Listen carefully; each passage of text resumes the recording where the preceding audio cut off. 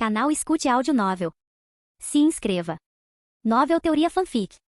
Universo Pokémon. Capítulo 861. Logo após entregarmos o prato final, começamos a limpar a estação de culinária para sinalizar que tínhamos terminado por aquela noite. Assim que terminamos, deixei meu olhar vagar pela sala enquanto revisava mentalmente os Pokémon que tinha marcado durante aquela pequena festa de jantar. Entre os 53 tipos lutadores que marquei, mentalmente estavam 2 Makuhita, 1 Ariyama, 5 Scrage, 3 Scraft, 14 Machop, 8 Machoke, 9 Tirog, 5 Hitmonchan, 4 Hitmonlee e finalmente 2 Edmontop. Os números entre as várias espécies não foram nada surpreendentes, já que era uma questão de representação entre todos os tipos lutadores presentes. A linhagem Makuhita era o segundo menor grupo entre eles, então, na verdade, não foi ruim encontrar 3 candidatos em potencial. Pelo contrário, a linhagem Machop tinha o maior número entre os tipos lutadores presentes, o que também era o caso daqueles que marquei. Curiosamente, a linhagem Hitmon estava bem próxima da linhagem Machop nesse aspecto, apesar de ter apenas um pouco mais de 2/3 do número deles. Menos interessante foi que, embora o número de Pokémon marcados tivesse passado de 17 para 53 após a primeira rodada, aqueles com potencial azul claro ou superior mal tinham visto qualquer crescimento. Além do Tirog e do Machop com azul claro da primeira rodada de distribuição do jantar, apenas um Machoke com potencial azul e um Hitmonchan com potencial azul claro foram aprovados. É verdade que havia outros 3 tipos lutadores com potencial azulado, mas eles estavam entre aqueles não aptos para o recrutamento. Outra coisa lamentável foi que os 4 Hitmon forma que realmente vieram à festa de jantar também estavam entre os inaptos para o recrutamento. Eles ocupavam posições de liderança óbvias não apenas entre a linhagem Hitmon, mas entre todos os tipos lutadores que apareceram viviam ali, o que me impediu de marcá-los. Mesmo que todos os 4 se qualificassem para a utopia em termos de potencial, com suas proezas variando do estágio prata alto ao ouro médio. O mesmo era verdade para os 2 Machamp que avistei, o que tinha sido bastante surpreendente em primeiro lugar. O fato de a tribo Machoke aqui ter conseguido produzir 2 Machamp selvagens, dado o número deles, era incrível e um pouco difícil de acreditar exatamente por esse motivo. Embora não fossem realmente pequenos, considerando que havia cerca de 450 deles, incluindo os Machop, seu número ainda era consideravelmente menor do que outros exemplos de áreas que produziam Machamp na natureza, mesmo se adicionássemos o restante dos tipos lutadores que viviam junto com eles. Números como esses dificilmente conseguiriam cumprir a condição de evolução para uma única evolução de Machamp, muito menos 2 delas, já que geralmente apenas os mais fortes entre eles, o que em grupos como este normalmente significava aqueles no estágio prata alto, seriam úteis para a cerimônia de desafio Machoke. Ou algo mais estava envolvido, possivelmente o lendário Cara da Aura. Ou talvez houvesse mais tipos lutadores na área fora da montanha e eles tivessem saído para lutar contra aqueles também. Embora eu tenha feito uma nota mental para ver mais tarde se os Machamp estariam dispostos a compartilhar como conseguiram evoluir, deixei meu olhar passar pela área onde o pequeno grupo de Meditite e Medicham que tinham feito parte da rodada final de distribuição estava comendo. Não pude deixar de sentir um pouco de decepção naquele momento pelo fato de que nenhum dos poucos Meditite e Medicham que apareceram entre as espécies que viviam ali acabou. Entre os 53 que eu planejava fazer uma oferta, os 2 que se qualificaram foram os Medicham que lideravam seu pequeno grupo, o que me impediu de marcá-los. Acho que simplesmente não era para ser. O fato de eu ter acabado encontrando alguns ali já tinha sido uma surpresa, então não era como se eu estivesse esperando que algum deles se juntasse de qualquer maneira. Ainda assim, isso me fez ansiar ainda mais por verificar os quartos, casas de todos os presentes, desde que eles concordassem em me deixar dar uma olhada em suas casas. Obviamente. É verdade que mesmo que concordassem, isso teria que esperar até amanhã, já que já passava das 21 horas, o que tornava um tanto inapropriado invadir suas casas. Na verdade, ponderei brevemente se deveria esperar até amanhã com minha oferta de recrutamento também, mas, depois de considerar por um momento, rejeitei a ideia. Era melhor fazer isso agora quando eu tinha todos à mão. Quem sabia se todos eles ficariam por ali amanhã? Havia uma boa chance de que eu não conseguisse encontrar todos eles, mesmo se visitasse todas as casas, então decidi fazer a oferta agora, enquanto a refeição estava fresca em suas mentes. Na verdade, optei por expandir meu tour de conversa pós-refeição para usar a chance de perguntar a todos, incluindo os grupos sem ninguém na minha lista, se eu poderia fazer uma visita às suas casas amanhã. Com a decisão tomada, guardei as estações de culinária limpas e agradeci aos meus assistentes por seu trabalho árduo, antes de perguntar se eles queriam ficar do lado de fora até partirmos ou se eu deveria levá-los para casa agora. Eles optaram por voltar para a utopia e como já tinham tido sua dose de agitação enquanto me ajudavam, eu podia entender por que não estavam interessados em ficar por ali. Depois de transferi-los para a utopia, perguntei ao Anubis, Lucario e aos outros se eles queriam voltar também, mas eles optaram por ficar até que eu partisse. Então disse-lhes para fazerem o que bem entendessem, enquanto eu ia até o grupo mais próximo que já tinha terminado de comer. Como este grupo em particular não tinha ninguém na minha lista, acabei conseguindo permissão para visitar apenas as 2 casas em que este grupo vivia antes de encerrar a conversa e passar para o próximo grupo. Incluindo a conversa fiada e educada necessária, levei quase 1 hora para percorrer todos os grupos espalhados pela grande câmara-sala. Consegui a concordância de todos para verificar suas casas, mas nem todos os Pokémon aos quais ofereci a oportunidade de se juntar a mim o fizeram. Por fim, 12 dos 53 que marquei acabaram recusando, o que me deixou com 41 recrutas. Felizmente, apenas um daqueles que recusaram estava entre o grupo azulado, particularmente o Machoque com potencial azul. Dado o sentimento que tive quando ele recusou minha oferta, o motivo da recusa era de natureza romântica, mas concedi-lhe alguma forma de privacidade e não insisti. Fiz mais perguntas. O fato de ele não ter vindo até mim para solicitar a entrada mais tarde indicou que seu interesse amoroso não estava entre os lutadores que concordaram em se juntar. Independentemente disso, assim que terminei meu pequeno tour, pedi àqueles que concordaram que se apresentassem para que eu pudesse capturá-los. Deixei-os sair logo em seguida para que pudessem continuar a ficar com suas famílias, grupos até retomarmos nossa exploração fora do sistema de poder secreto. Por fim, a Utopia acabou ganhando uma Kuita, um Ariyama, 4 Scrage, 2 Craft, 12 Mashop, 6 Machoke, 8 Tirog, 13 Edmonshan, 2 Edmonlei e, finalmente, 2 Edmontop de uma só vez. Nenhum deles tinha atingido o estágio prata, o que foi intencional da minha parte para dar-lhes mais chances de fazer algo de si mesmos, se quisessem. Como eu os tinha recrutado, não tinha planos de manter o benefício da quebra de limite em segredo deles, e como muitos outros na Utopia em quem vi potencial, eu lhes forneceria recursos suficientes para garantir resultados razoáveis, desde que treinassem seriamente. Todos eles tiveram essa chance, mesmo aqueles que provavelmente não acabariam como subordinados dos membros da minha equipe principal, como os membros da linhagem Machoke e da linhagem Itmon. De qualquer forma, uma vez que capturei e depois deixei sair aqueles que se apresentaram, desejei a todos uma boa noite antes de ir para a Utopia com meus Pokémon. Não me dei ao trabalho de encontrar um espaço isolado, mas tinha certeza de que aqueles do lado de fora presumiriam que tínhamos nos teleportado para longe. Isso incluía até o Magician, já que eu tinha canalizado e liberado alguma energia psionica logo antes da transferência para esse propósito explícito. Devido a Luna, Clefable e aos outros que tinham retornado à Utopia antes de nós, todos estavam nos esperando em minha casa. Então fiquei ocupado demais cumprimentando muitos Pokémon entusiasmados para considerar qualquer outra coisa. No entanto, assim que todos se acalmaram um pouco e começamos a falar sobre as coisas que fizemos enquanto fazíamos um lanche, deixei meus pensamentos vagarem um pouco. Pensei se deveria ligar para o Sr. Cameron e perguntar se ele sabia sobre um guardião da aura que passou alguns anos, décadas em Oen, especificamente nas quedas de meteoros. Acabei descartando a ideia por 2 motivos.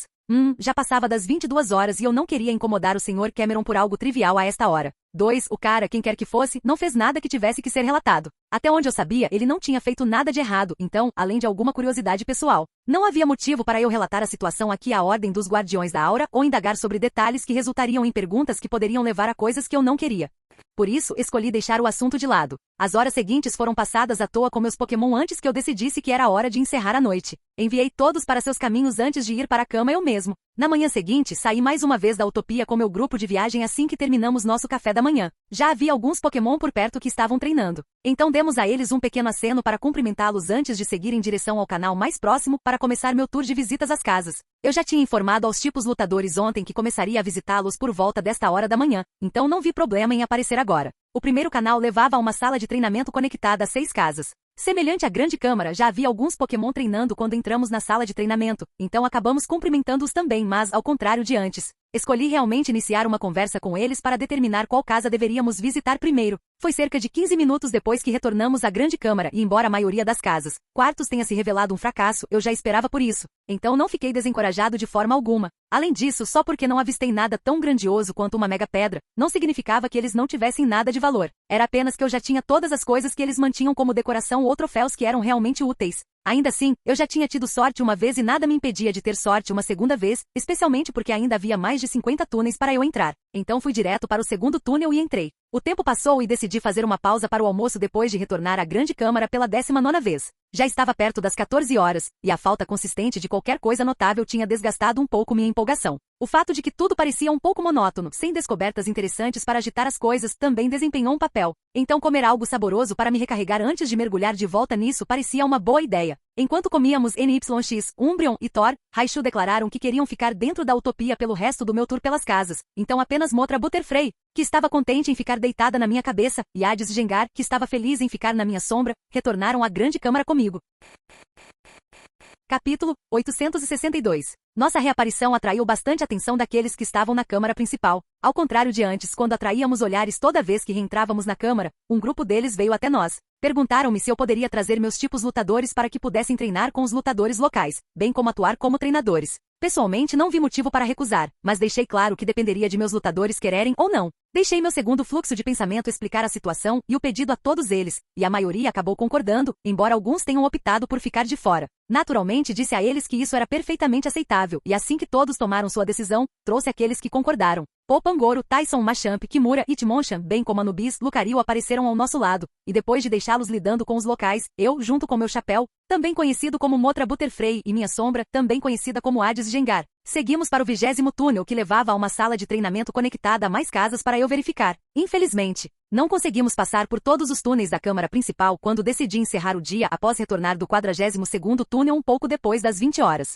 Ainda assim, em vez de correr pelos 11 túneis finais, escolhi parar e entrar em Utopia para jantar com meu próprio pessoal. Incomodar qualquer um a esta hora seria rude, e eu já me sentia um pouco mal pelas poucas jantares em família que interrompemos temporariamente durante as últimas 2 horas. Embora possa ter sido apenas 2 a 3 minutos de cada vez, ainda parecia estranho, especialmente porque sabíamos que estaríamos interrompendo. Mas eu não queria encerrar o dia muito cedo, já que queria terminar antes do almoço de amanhã. Pelo menos todos eles ganharam uma sobremesa minha em troca da perturbação, então isso foi algo certo? Quanto ao resultado desses 22 túneis, bem, com a prévia dada pelos túneis anteriores, não fiquei muito desapontado com o resultado. Não houve descobertas importantes como uma mega pedra, mas nos deparamos com itens valiosos, como uma pedra sombria e uma garra de Drudigon. Embora eu não tivesse uso para a primeira, já que Utopia já era capaz de produzir essas, a última foi brevemente movida para Utopia para uma análise rápida, já que poderia ser usada para suplementos e algumas outras coisas, como criação de Pokébolas. Ao todo, acabei deixando Utopia analisar 12 novos materiais ou itens, o que não foi nada mal para um dia de trabalho, considerando o tamanho da lista de materiais e itens analisados de Utopia.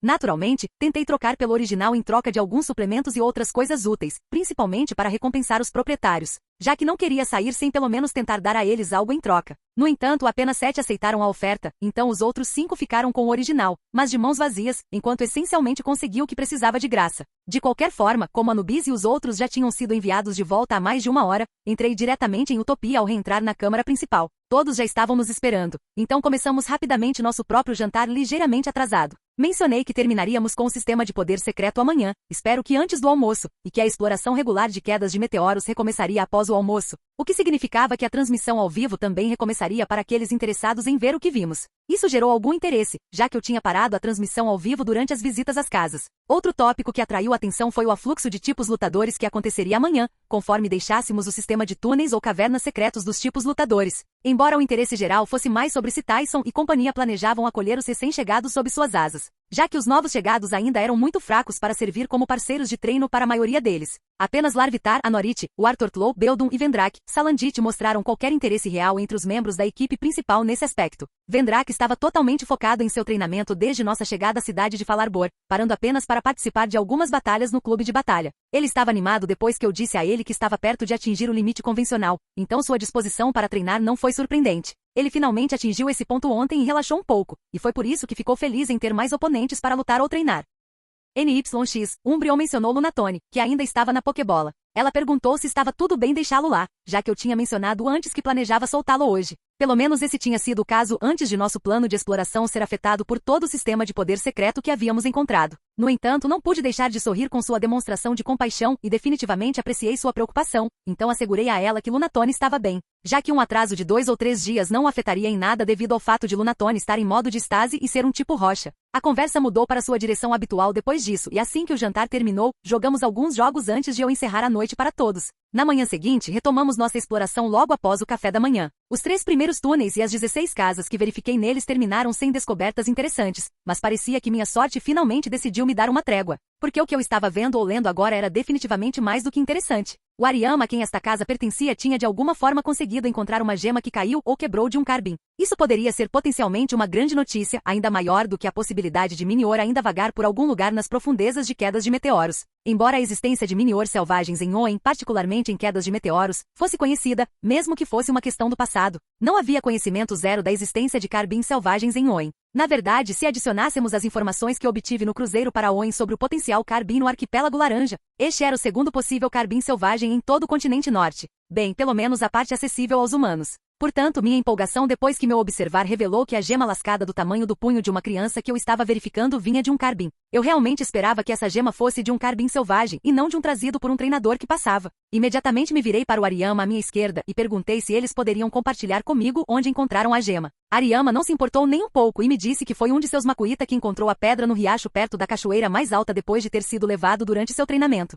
Tive vontade de xingar quando ouvi isso, já que era a segunda pior notícia que eu poderia ter recebido, logo depois de ouvir que a tinham pego de um carbim de um treinador. Como a Kuita tendo encontrado a gema no fundo da cachoeira, ou perto dela, havia uma chance extremamente alta de que ela tivesse sido levada até lá pelo canal na parede. Aquele suspeito de levar às profundezas de quedas de meteoros e que ninguém tinha seguido até o fim. Havia uma pequena notícia boa se esse fosse o caso, já que tornava a chance de ser de um carbim capturado minúscula. Mas também significava que o carbim poderia estar em qualquer lugar nas partes mais profundas de quedas de meteoros, não me deixando virtualmente nenhuma pista sobre como encontrá-lo. Obviamente tentei trocar ou comprar a gema, mas Ariyama acabou recusando resolutamente, então aproveitei a chance para deixar Utopia analisá-la antes de seguir em frente. Embora com essa descoberta, ver se eu poderia encontrar o carbim por sorte tenha sido adicionado à minha lista de objetivos para quedas de meteoros. Para as poucas visitas seguintes meu humor estava alto, assim como minhas expectativas, embora a realidade me lembrasse pouco a pouco que casos como o anterior eram bastante raros. Nenhuma das casas que visitei durante minha exploração dos 7 túneis finais tinha algo próximo à gema de carbim, muito menos a mega pedra.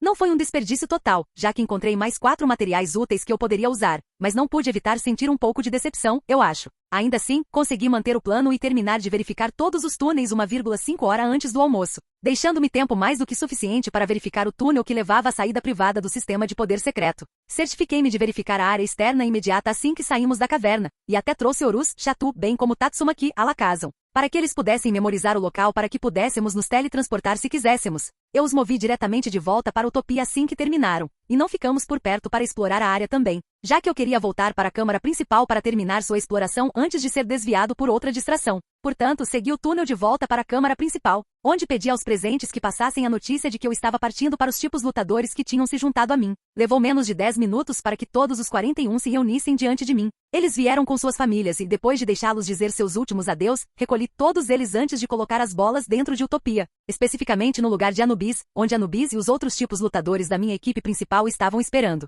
Assim que as bolas apareceram, liberei todos eles e disse a Anubis e companhia que a introdução dos recém-chegados à Utopia dependia deles. Meu segundo fluxo de pensamento começou a verificar suas fichas de status atualizadas enquanto eu saía do sistema de túneis de poder secreto. Mais uma vez pude testemunhar em uma escala semigrande o quão poderoso Utopia era. Entre os 41 tipos lutadores, aqueles com o menor potencial agora tinham potencial verde. O Tirog, Machop e Hitmonchan que originalmente tinham potencial azul claro agora tinham todos potencial azul, com Hitmonchan sendo mais próximo do azul profundo, faltando apenas 6%. Além deles, o Machoke acabou ficando com potencial azul também, enquanto 9 Lu agora possuíam potencial azul claro. Dos 41 recém-chegados, 13 agora tinham potencial azulado, com mais 4 entre aqueles com potencial verde profundo precisando de menos de 10% para atualizar para azul claro também. Foi incrível testemunhar tal mudança. De qualquer forma, deixei meu segundo fluxo de pensamento continuar monitorando Utopia enquanto descia a queda de água para que pudesse explorar o andar ou plataforma mais baixo. Essa área não só tinha a quarta e última cratera que poderia ser encontrada na câmara principal, mas também continha a saída oficial para o caminho que levava à cidade de Rusboro. Como a cratera era mais próxima e mais interessante para mim, escolhi começar a explorar a área adjacente ao riacho. Olhei para o riacho quando caminhamos ao lado dele e não pude deixar de notar que esta parte do riacho era mais profunda até agora. Ainda assim, o riacho teria que esperar, então voltei meu foco para o solo seco e apenas 10 minutos depois, estávamos entrando na cratera. Vi um Drillbur brincando com 2 Sandshell, mas eles mergulharam apressadamente no subsolo no momento em que nos avistaram. Embora fossem muito rápidos, consegui marcar o Drillbur com minha energia psionica antes que partissem. Isso me permitiu ver que ele tinha apenas potencial laranja profundo, e foi por isso que não me dei ao trabalho de parar ou recuperá-los. Além desses 3, também vimos alguns Geodude. Embora eles não tenham feito muito mais do que nos olhar para ver se iríamos incomodá-los antes de retomar seu sono quando viram que não tínhamos planos de perturbá-los. Capítulo 863. Nós, meu chapéu, minha sombra e eu, fizemos uma varredura cuidadosa da cratera, independentemente da presença medíocre de Pokémon. Apenas no caso de podermos encontrar um fragmento de meteoro ou outro Pokémon enterrado secretamente. Infelizmente não encontramos nenhum, então acabei saindo da cratera e retomei a exploração do resto do andar. Menos de 15 minutos depois, nos deparamos com a abertura ou saída que levava ao lado de fora. No entanto, além de dar uma olhada no guarda florestal descansando ao lado da abertura e cumprimentá-lo, ignoramos tudo em favor de continuar nossa exploração. Um ponto que não pude deixar de notar foi a ausência de paras, o que, quando correlacionado com nossos encontros anteriores, me fez excluir totalmente a possibilidade de os paras entrarem em quedas de meteoros por este lado. Quanto ao porquê de não terem se espalhado nesta direção, imaginei que a combinação da saída, especificamente a luz que se espalhava de lá, as quedas de poças e a proximidade do riacho era demais para os paras se sentirem confortáveis. Além disso, o Pokémon mais raro ou incomum que eu tinha visto até agora era o Drillbur que escapou, o que me deixou um pouco impaciente. Notei que tinha acelerado um pouco como resultado, então me forcei a me acalmar ou desacelerar, já que a pressa é inimiga da perfeição, como dizem. Além disso, dada a presença da saída, fazia sentido o porquê de haver menos Pokémon pela área e o porquê de os mais sensíveis ou incomuns ficarem longe. Ainda assim, isso não me impediu de terminar adequadamente o que começamos. E apenas alguns minutos depois de passarmos o marco de 1 hora de nosso retorno à câmara principal, terminamos de explorar esta parte do andar ou plataforma mais baixo. Isso nos deixou apenas com a parte seca do andar do outro lado do riacho ou lagoa, onde ficava a abertura que levava a câmara abaixo de toda a plataforma que continha a entrada do lado de Falarbor. Falando na lagoa, vendo como a água não inundava toda a área, todos seriam capazes de inferir que deveria haver um ponto de saída em algum lugar. E eles estariam certos. Havia um canal subaquático de quase 2 metros de largura no fundo da parede norte, que levava direto para o mar. Sabíamos disso com certeza, já que as pessoas tinham realmente atravessado tudo e confirmado que isso era um fato, ao contrário do canal de água no topo. O lado do canal de quedas de meteoros estava em um ângulo muito leve, e foi por isso que a superfície da lagoa estava calma e não em movimento constante. De qualquer forma, voltando à plataforma ou solo do outro lado. Não tinha certeza absoluta se conseguiríamos terminar de explorar o local nos pouco menos de 30 minutos que nos restavam até nosso almoço habitual, mas decidi continuar de qualquer maneira. Se chegássemos perto o suficiente, adiar o almoço em alguns minutos para terminar a exploração estaria tudo bem. Tendo tomado essa decisão, caminhei em direção à lagoa e olhei para a plataforma ou solo seco do outro lado. Eu precisaria cobrir cerca de 40 metros se quisesse pousar na borda do outro lado. E embora pudesse pular tal distância sem ter que recorrer a qualquer postura dramática de pouso, decidi apenas levitar pelo riacho. Um Gyarados realmente saiu da água em uma tentativa de me dar uma mordida assim que eu estava na metade do caminho através da água. Mas tudo o que conseguiu foi um chute na boca, cortesia deste que vos fala. Esse chute fez a parte superior de seu corpo bater na superfície da água, mas definitivamente não foi o suficiente para nocauteá-lo.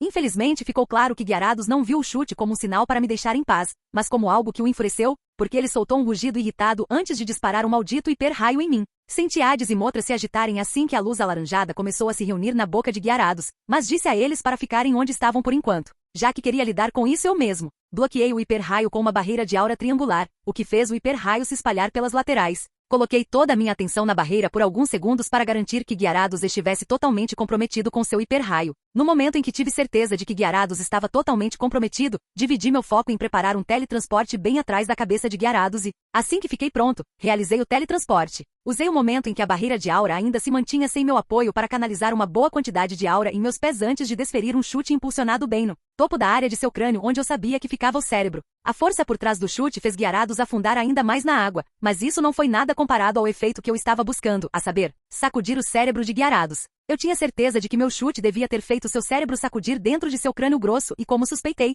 Gyarados afundou na água em vez de continuar a me incomodar. Embora eu tivesse certeza de que ele estava apenas momentaneamente desativado em vez de verdadeiramente derrotado, achei que isso era o suficiente. Então deixei para lá e continuei a voar ou levitar em direção ao solo do outro lado. Fiquei na borda e olhei para a água por um minuto inteiro para ver se o Gyarados tentaria um retorno. Mas embora eu pudesse sentir seu olhar em mim cerca de 10 segundos depois, parecia que Gyarados tinha escolhido ficar parado, já que a sensação de estar sendo observado desapareceu meio minuto depois. Portanto, depois de dar à lagoa uma última olhada, virei-me para começar a exploração da área. Eu chamaria de clichê, mas menos de 10 segundos depois que fiz isso, a cabeça de Gyarados praticamente explodiu para fora da água e soltou um hidrobomba em minhas costas. Infelizmente para Gyarados, dados meus sentidos aprimorados, sua emboscada foi notada no momento em que aconteceu. Embora eu obviamente não fosse o único que foi capaz de notar e reagir a tempo. No momento em que a cabeça de Gyarados apareceu, senti duas sensações de irritação e raiva. Naturalmente, elas pertenciam a Motra e também a Hades, e eu tinha certeza de que se Motra não fosse a mais rápida entre nós, Hades adoraria ter atingido Gyarados também. Mas Motra era indubitavelmente a mais forte e mais rápida de nós, então antes que Hades pudesse surgir da minha sombra ou eu pudesse me virar, ela já tinha soltado um relâmpago direto no hidrobomba. Então tanto Hades quanto eu acabamos olhando para um Gyarados convulsionando, porque Motra manteve seu relâmpago ativo mesmo depois que seu hidrobomba se rompeu. Rapidamente tornou-se aparente que Motra não planejava parar tão cedo, e entendi o porquê já que podia sentir sua raiva. Ainda assim, quando vi que Gyarados tinha começado a fumegar, como em literalmente sendo eletrocutado ou chocado até a morte, pedi a ela para parar, já que senti que não precisávamos tirar sua vida, pelo menos não assim. Mesmo que ela eletrocutasse Gyarados até a morte, ele se transformaria em carvão no processo, tornando-o inútil para nós e até para o resto dos peixes ou Pokémon na lagoa. Achei que uma morte como aquela, sem beneficiar ninguém, não valia a pena, e foi por isso que pedi a Motra para parar. Motra fez beicinho com meu pedido, mas ainda assim obedeceu e cortou o relâmpago. Gyarados, finalmente livre da corrente, afundou na lagoa e embora eu pudesse sentir que ele ainda estava vivo, duvidava que fosse capaz de se mover adequadamente por um tempo. Dada a comoção que causamos, eu tinha certeza de que pelo menos alguns peixes curiosos verificariam a área, então duvidava que que Gyarados fosse capaz de sobreviver a essa provação a menos que um milagre acontecesse. Eu estava ciente disso, mas Gyarados trouxe isso sobre si mesmo quando fez aquela segunda tentativa de emboscada. Ainda assim, eu não estava interessado em ficar e observar se as coisas seguiriam esse caminho. Então disse a Motra e Hades para deixarem as coisas para o destino depois disso, antes de me concentrar novamente em finalmente verificar a área. Acabamos fazendo isso por mais de 30 minutos, mas depois de passear por perto de 45 minutos. Tínhamos andado por todo lugar enquanto ficávamos de olho em qualquer coisa interessante. E eu tinha que dizer que o atraso extra de 15 minutos valeu definitivamente a pena. Conseguimos nos deparar com o Chimpole, o que eu não esperava de forma alguma. Infelizmente o Chimpole tinha um potencial muito ruim, ou eu teria capturado, mas ainda assim consegui descobrir de onde ele vinha, e como se viu. Havia um pequeno grupo deles aparecendo ocasionalmente dentro da câmara abaixo da entrada de Falarbor. Parecia que havia uma saída escondida que levava ao lado de fora na câmara conectada à que estava na nossa frente, e o grupo deles tinha encontrado aquela abertura e vaga do de lá.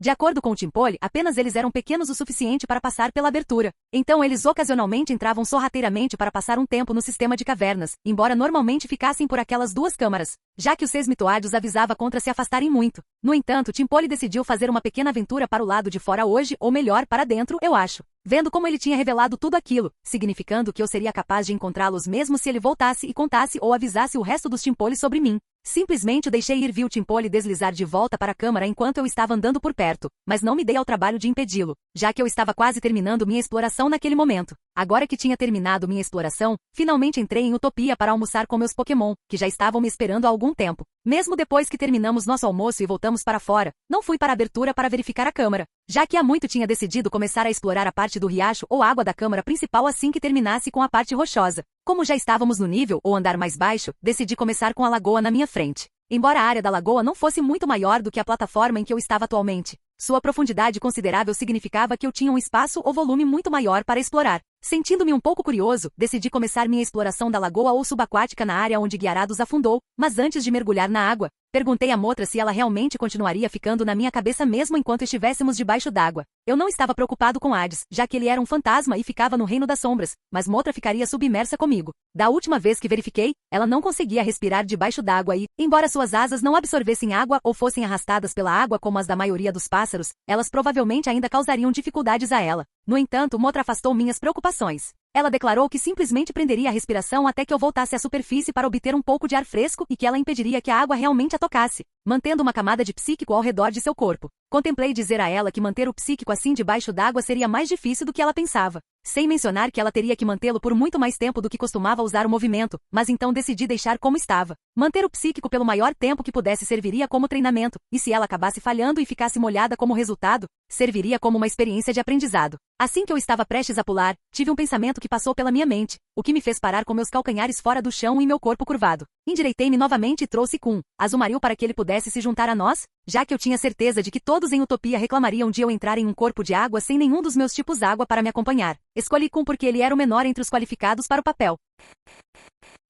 Capítulo 864. Com Kun, Azuraide ao meu lado, finalmente pulei na lagoa, e Kun deslizou logo atrás de mim. Eu sabia que a lagoa era muito mais profunda do que o riacho, mas ainda assim fiquei surpreso quando tive que continuar mergulhando ativamente por mais uns 20 metros para atingir o fundo, depois que meu mergulho inicial me levou a aproximadamente 15 metros de profundidade. Eu não esperava que a lagoa atingisse quase 40 metros de profundidade, e isso considerando a área mais externa. Geralmente, esses eram os pontos mais rasos de uma lagoa, com o centro sendo a parte mais profunda. Não é à toa que um Gyarados apareceu. Dada a área de superfície da lagoa, juntamente com sua profundidade, o volume dela era realmente suficiente para sustentar até mesmo tipos grandes como Gyarados. Embora eu duvidasse que houvesse muitos deles, já que o mar ainda era um lugar muito melhor para eles. Eu suspeitava que a maioria dos Gyarados que conseguia evoluir dentro do riacho, lagoa de quedas de meteoros, usava o canal subaquático para ir em direção ao mar, seja imediatamente após evoluir ou depois de algum tempo. De qualquer forma, deixando os Gyarados gerais de lado, eu estava interessado em um específico agora, então, assim que cheguei ao fundo, ajustei minha posição até ter certeza de que estaria indo na direção em que vi o Gyarados afundar antes de começar a nadar. Não demorou muito, nem 2 minutos, para eu ver o Gyarados.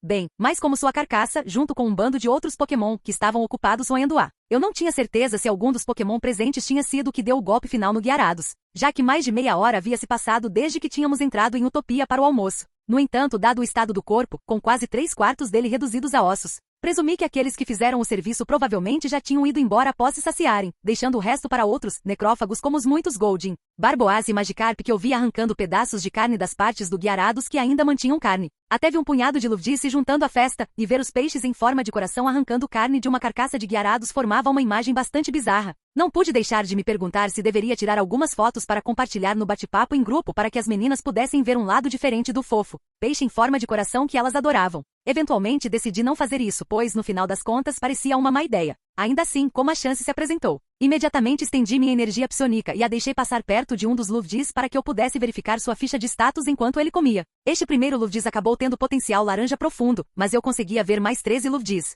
Então não deixei que isso me parasse e estendi minha gavinha psionica para o próximo Luvdis. A segunda verificação também acabou produzindo resultados medíocres, assim como a próxima e a seguinte. Um Luvdis após o outro continuou a me decepcionar, e provavelmente era por causa do meu viés pessoal, mas isso não me surpreendeu muito. Talvez por causa disso, o destino decidiu fazer um movimento inverso, não se importando que honestamente isso só me beneficiasse. De qualquer forma, o 11º Luvdis que verifiquei acabou tendo potencial verde profundo. Com um pouco de sorte, Utopia poderia elevar isso para azul, e mesmo que minha sorte acabasse com a descoberta, ainda resultaria em um Luvdis com potencial azul claro. Somando ao fato de que o Luvdis estava no estágio médio de bronze, o que o tornava não fraco demais para ser útil em um curto período, mas não tão forte a ponto de ser difícil de lidar para Rose ou Jessie, mas mais para Rose. Isso também permitiria que elas trabalhassem um pouco na quebra de limites, se quisessem, sem terem perdido muito, tendo sido influenciados por mim. A maioria dos meus amigos e familiares visava deixar seus Pokémon completarem o primeiro ou até mesmo o segundo passo de quebra de limites antes de deixá-los evoluir, o que ainda dava um aumento de 40 ou 80% aos seus Pokémon, dependendo de qual eles conseguiam.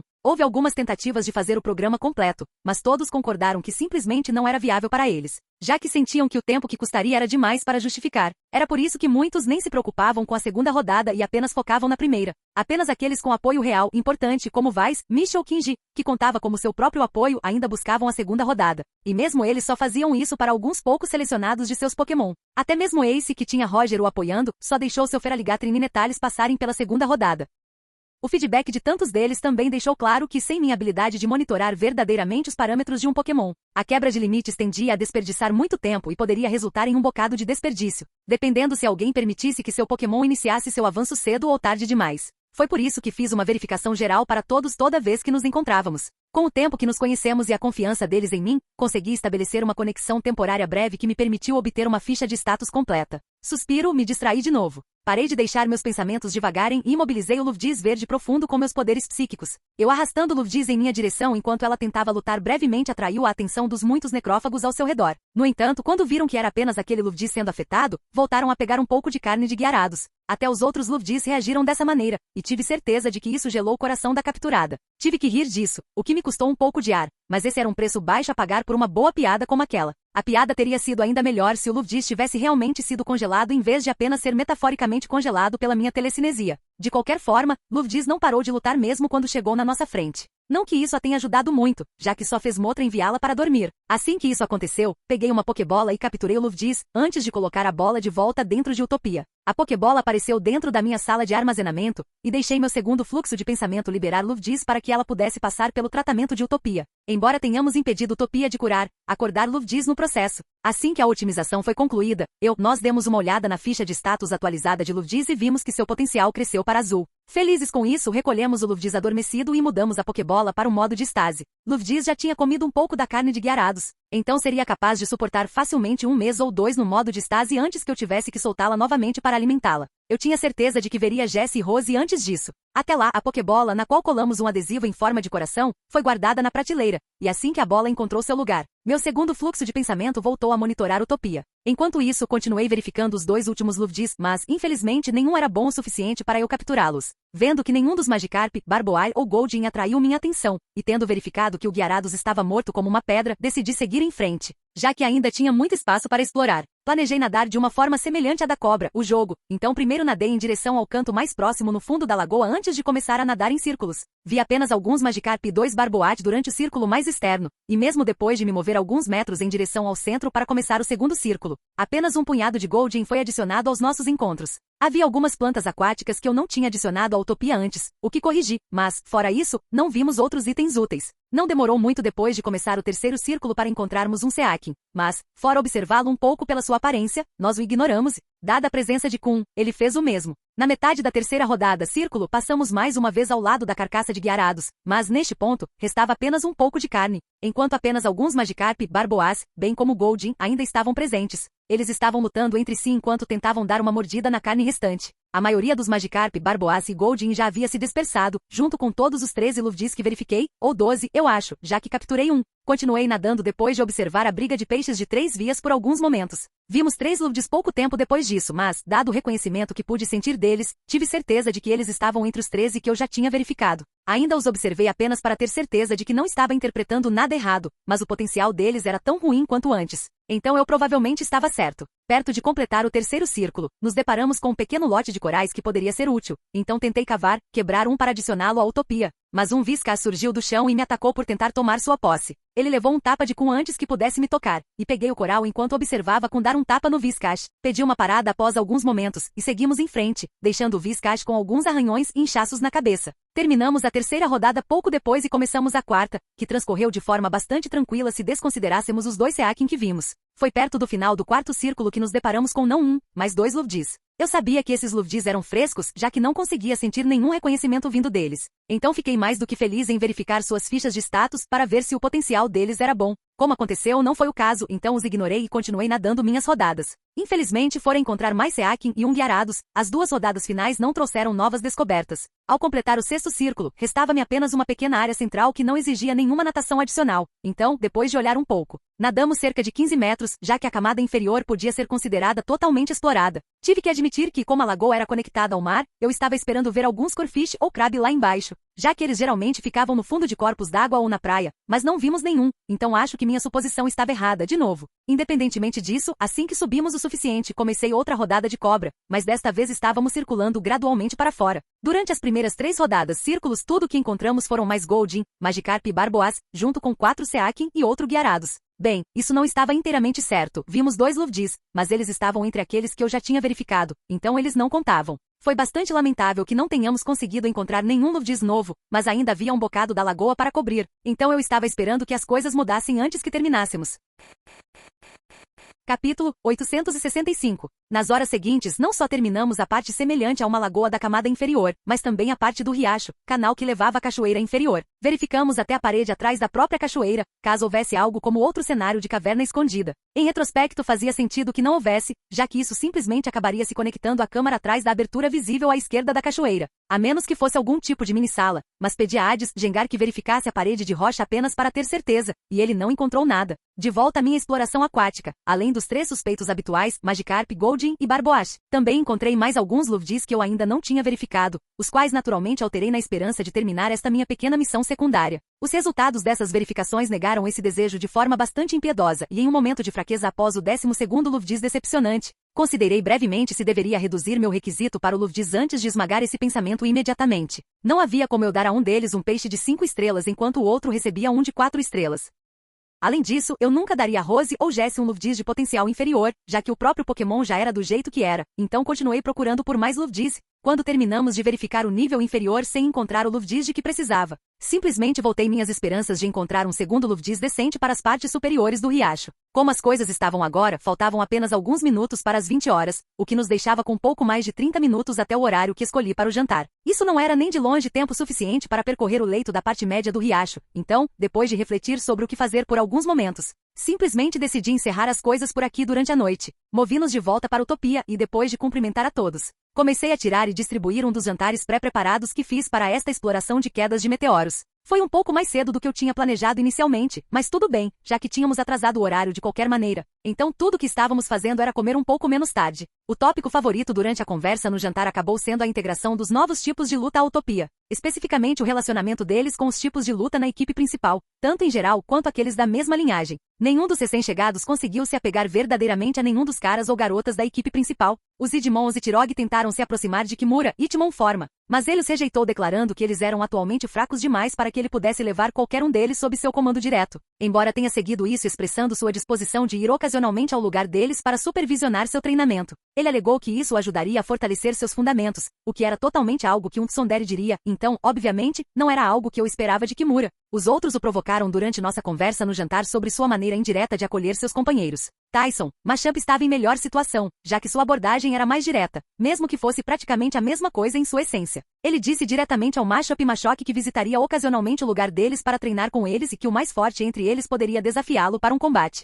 Tyson só aceitaria aqueles que se provassem adequados nesses combates. Então aqueles que falhassem em atender ao seu padrão teriam que continuar tentando se quisessem se juntar a ele em sua casa, habitat. Makuita, Ariyama e os 4 Scrage, bem como 2 Craft, foram muito mais afortunados, já que Pangoro era muito mais relaxado do que Kimura ou Tyson. Ele permitiu diretamente que vivessem em sua casa, embora declarasse que não tinha planos de acolher nenhum lacaio. Ele até foi ao ponto de me pedir para colocar o lugar deles adjacente ao seu, para que pudessem se mover entre eles se quisessem. Po também seguiu isso declarando que eles ainda estavam livres para se aproximar dele se precisassem de qualquer ajuda ou conselho com seu treinamento. A generosidade de Po foi honestamente a melhor coisa que os recém-chegados poderiam ter conseguido. Nem todos podiam obter benefícios sem quaisquer expectativas afinal, e o fato de eles poderem acessar alguns dos recursos disponíveis no habitat de Po, geralmente limitados à equipe principal, definitivamente contava como um benefício. Ainda assim, deixando isso de lado, o resto dos tópicos eram bem padrão. Como que fizeram durante o dia e como estavam ansiosos para assistir Digimon no Kyoda em 3 dias. Assim que comemos e limpamos tudo, passamos o resto da noite relaxando e jogando.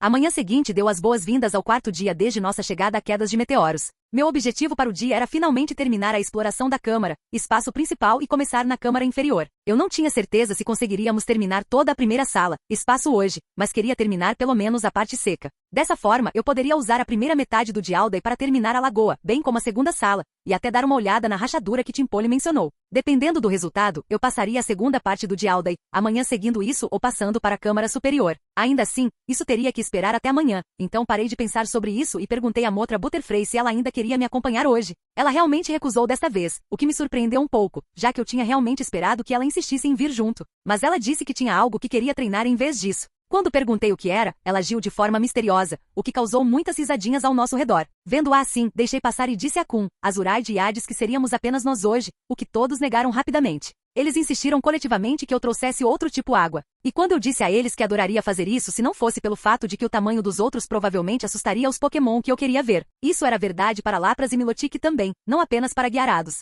Eu não esperava que Horus, Chatu teletransportasse Alphabru apenas para pedir que ele trouxesse Bosbru. Embora Alphabru fosse tão forte quanto Bosbru, se não mais, ele também era bastante grande devido ao seu gene alfa, então entendi por que não o escolheram. Horus se teletransportou com Alphabru assim que concordou, e menos de 1 minuto depois, Horus reapareceu apenas com Bosbru, que aparentemente tinha avançado para o estágio médio, ouro escuro desde a última vez que o vi. Bosbru me cumprimentou antes de cumprimentar todos os outros. Ele então bateu no peito e prometeu a todos que me manteria seguro, como se eu precisasse de cuidados especiais. Apenas disse a ele que estava feliz em vê-lo se juntar a nós antes de finalmente deixar Utopia com ele, com Hades. Aparecemos ao lado do riacho no nível médio e mergulhamos direto na água. A profundidade desta parte do riacho não chegava nem à metade da profundidade da área inferior, então, apesar das 2 seções terem quase o mesmo tamanho, levamos menos tempo para explorar a seção média do riacho. Estávamos praticamente terminando tudo 1 hora antes do almoço e, infelizmente, mais uma vez falhei em encontrar um segundo Luvidis que atendesse aos meus critérios de captura. O que vi, no entanto, foram alguns Marill e Azumarill. Não havia nenhum deles na seção inferior, o que parecia um pouco estranho na época, então perguntei diretamente ao primeiro Azumarill que vimos por que isso acontecia. Aparentemente eles evitavam aquela área devido aos 3 Gyarados e 2 Viscas que viviam lá, já que eles gostavam de atacar Marill. Quando Azumarill mencionou 2 Viscas, percebi que parecia ter perdido um durante minha exploração. O que significava que ele tinha escapado para outra área enquanto eu explorava uma certa área, ou ele tinha simplesmente cavado se escondido bem o suficiente para eu perdê-lo. De qualquer forma, eu não estava interessado em voltar para ver se conseguia encontrá-lo, embora tenha dito a Azumarill que o número de Gyarados havia caído para 2. Azumarill me agradeceu por isso, mas compartilhou que eles ficariam fora daquela sessão até que um dos Gyarados escolhesse partir para o mar ou um Viscash acabasse morrendo. Deixando esse detalhe de lado, já que tínhamos terminado de explorar a seção do meio, apenas a seção superior do riacho permanecia antes que terminássemos de explorar a câmara principal. Felizmente, isso não significava que a seção superior não fosse nossa última chance de encontrar um bom Luvidis. Ainda havia algumas lagoas nas outras câmaras, então eu ainda tinha uma chance de encontrar um Luvidis, mesmo que acabasse falhando em encontrar um Luvidis qualificado lá também, embora eu preferisse que não chegasse a esse ponto. Dito isto, passamos mais 5 minutos verificando a parede, rocha atrás da cachoeira muito larga que esta seção tinha. No entanto, mesmo depois disso, ainda tínhamos perto de 1 hora antes de termos que entrar em Utopia para o almoço, então seguimos diretamente para a seção final do riacho. Ou melhor, a primeira, já que o resto do riacho era uma extensão do riacho largo gerado pela cachoeira superior. Origem ou não, a profundidade que notei após mergulhar na seção superior do riacho mal se igualava à seção do meio. Notei que a profundidade aumentava quanto mais chegávamos perto da cachoeira superior, uma vez que comecei a explorar o resto do leito, chão do riacho, o que fazia algum sentido. A diferença não era tão grande, 3 metros no seu máximo quando se comparava as duas extremidades da seção superior, mas estava lá. Outra coisa que encontramos lá que não tínhamos visto nas seções inferiores foi um punhado de feebas que vivia perto da área próxima à cachoeira superior. Eu não consegui descobrir por que eles ficavam nesta área, mas tinha certeza de que eles vinham do canal fechado acima que produzia a cachoeira. Havia milotic lá em cima afinal, então a presença de feebas fazia sentido se eles fossem arrastados pela correnteza e levados cachoeira abaixo. Talvez fosse também por isso que eles ficavam pela área. Era possível que quisessem retornar, embora, a menos que Milotic descesse para recuperá-los, isso significasse subir a cachoeira, o que não era tarefa fácil. Honestamente, eu tinha ouvido falar da lenda do Magikarp subindo cachoeiras e evoluindo para guiarados, mas um feebas fazendo o mesmo apenas para voltar para casa parecia bastante impressionante também, se admitidamente, um pouco menos gratificante. Agora que pensava nisso, nunca tinha realmente pensado em testar se aquela lenda da evolução do Magikarp na cachoeira era verdadeira ou não. Dados os muitos Magikarp que eu tinha e a maleabilidade de Utopia, eu poderia facilmente criar uma multidão de cachoeiras para testar se essa lenda era realmente verdadeira. Antes que eu deixasse meu segundo fluxo de pensamento começar a criar um monte de cachoeiras diferentes para testar a ideia. Deixei que ele passasse pela super biblioteca para ver se havia alguns livros, anotações sobre o tópico, apenas no caso de alguém já ter feito pesquisa sobre o assunto. Afinal, eu já sabia que pelo menos o professor Serizawa estudava guiarados, mesmo que sua pesquisa fosse mais sobre variantes.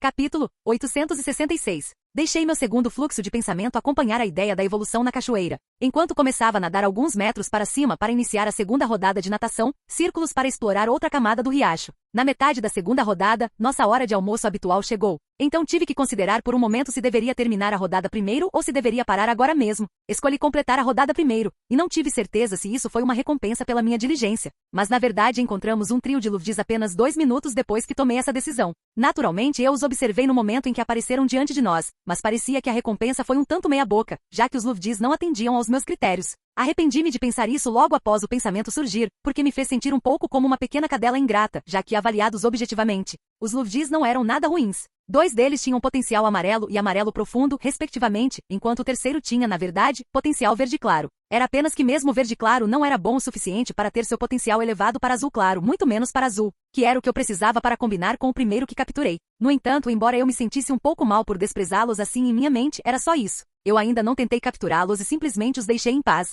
Encontramos alguns Magikarp depois disso, assim como um bando de Goldin, e em pouco tempo chegamos às proximidades da cachoeira. Talvez fosse por causa disso, mas encontramos um feeba solitário que estava nadando para cima. Eu não tinha certeza se ele estava realmente indo para a cachoeira, mas o fato de ele se comportar de maneira diferente do bando que vimos abaixo, no fundo desta área, chamou minha atenção, então fui em frente e o observei. Honestamente, eu não esperava muito, e fiquei surpreso ao ver que ele tinha potencial verde profundo. Quase tão surpreendente quanto isso era que o Feebas estava no estágio bronze médio, mas acho que considerando sua aparente proatividade e potencial muito bom, não deveria ter sido tão surpreendente que este Feebas fosse um dos Feebas selvagens fortes relativamente incomuns. Embora eu já tivesse perto de 400 Feebas dentro da Utopia que faziam parte do projeto Pinkan, seria mentira dizer que não fiquei tentado a capturar o sujeito. Mas em vez de tomar uma decisão diretamente, escolhi seguir o Feebas, por enquanto, para observar o que ele planejava fazer. O Feebas não parou de nadar para cima mesmo depois de nos ver, e eu estava bastante curioso se ele estava realmente indo para a cachoeira. Se fosse esse o caso, eu tinha que me perguntar se ele não conseguia subir a cachoeira mesmo com sua força atual. Embora o estágio bronze médio não fosse realmente o que eu chamaria de forte, também não era verdadeiramente baixo.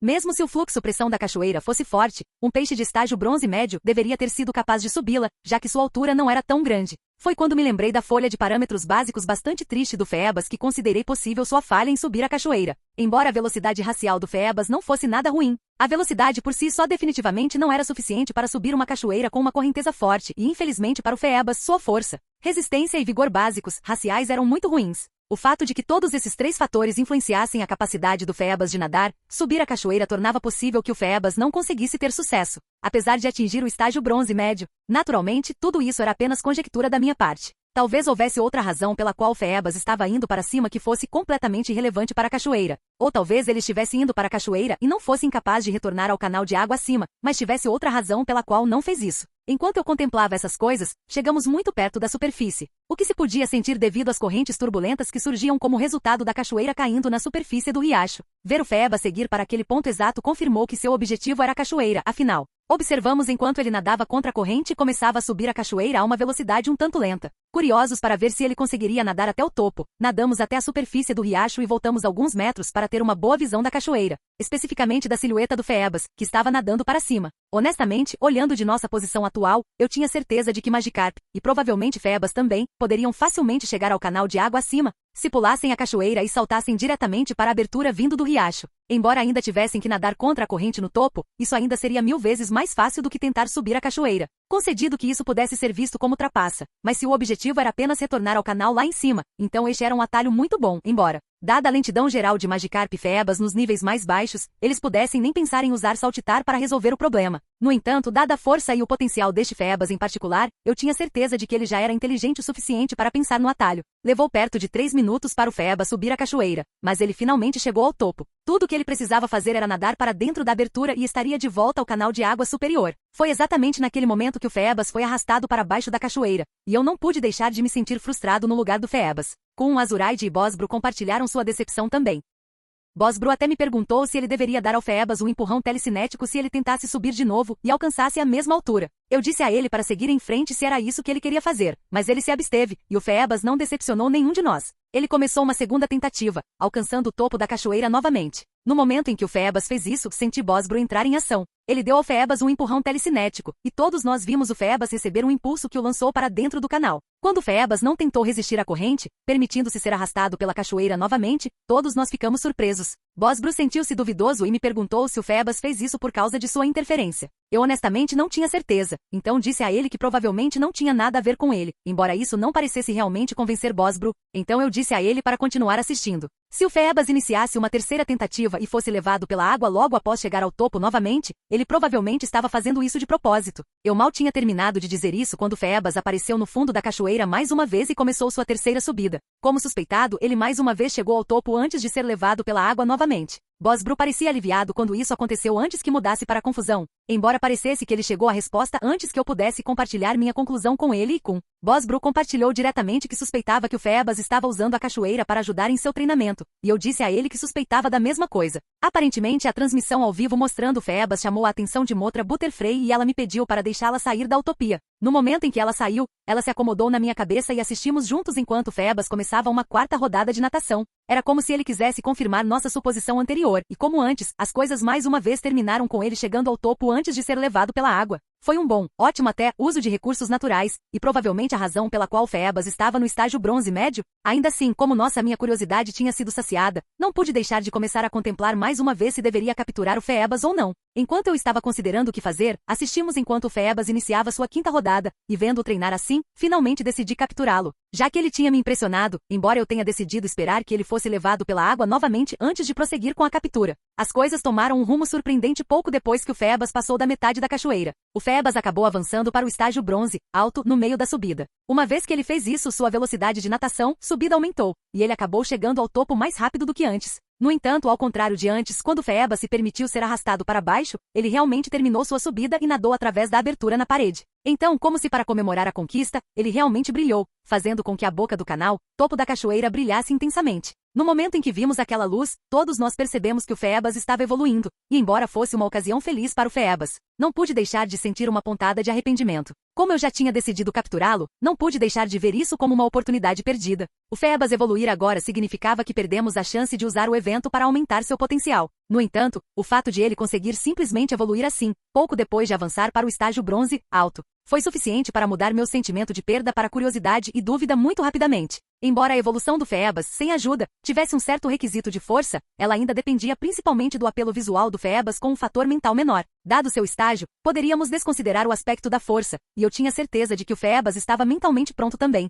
Mas não pude deixar de me perguntar como o Phoebus conseguiu cumprir a condição visual física. Eu não tinha visto nenhum tipo de material, recurso por perto que pudesse beneficiar o corpo do Phoebus de uma maneira que o tornasse mais bonito. Minha deliberação parou quando, imediatamente após a luz da evolução diminuir, Milotic começou a romper para o estágio prata. Eu realmente queria gritar para Milotic não romper, mas ele já tinha iniciado o processo, então não havia como interrompê-lo, o que era muito pior em termos de potencial do que ele evoluindo. Levou apenas alguns momentos para a ondulação do estágio prata, baixo se espalhar, sinalizando que a ruptura de Milotic estava completa, e o arrependimento que senti naquele momento não foi pequeno. A diferença entre um Phoebas de potencial verde profundo no estágio bronze médio e um Milotic de estágio prata baixo com potencial verde profundo era bastante grande. Se eu tivesse capturado o Phoebas antes deste evento em cadeia, ele poderia ter tido potencial azul profundo ao romper para o estágio prata. Adicionando a otimização da utopia à mistura, poderia ter sido roxo. Agora, o melhor que Milotic poderia esperar era azul, e embora isso ainda não fosse ruim, não era nem de longe tão impressionante quanto o roxo. Ainda assim, dado o fato de que ele era um Milotic com potencial verde profundo, eu ainda planejava capturá-lo.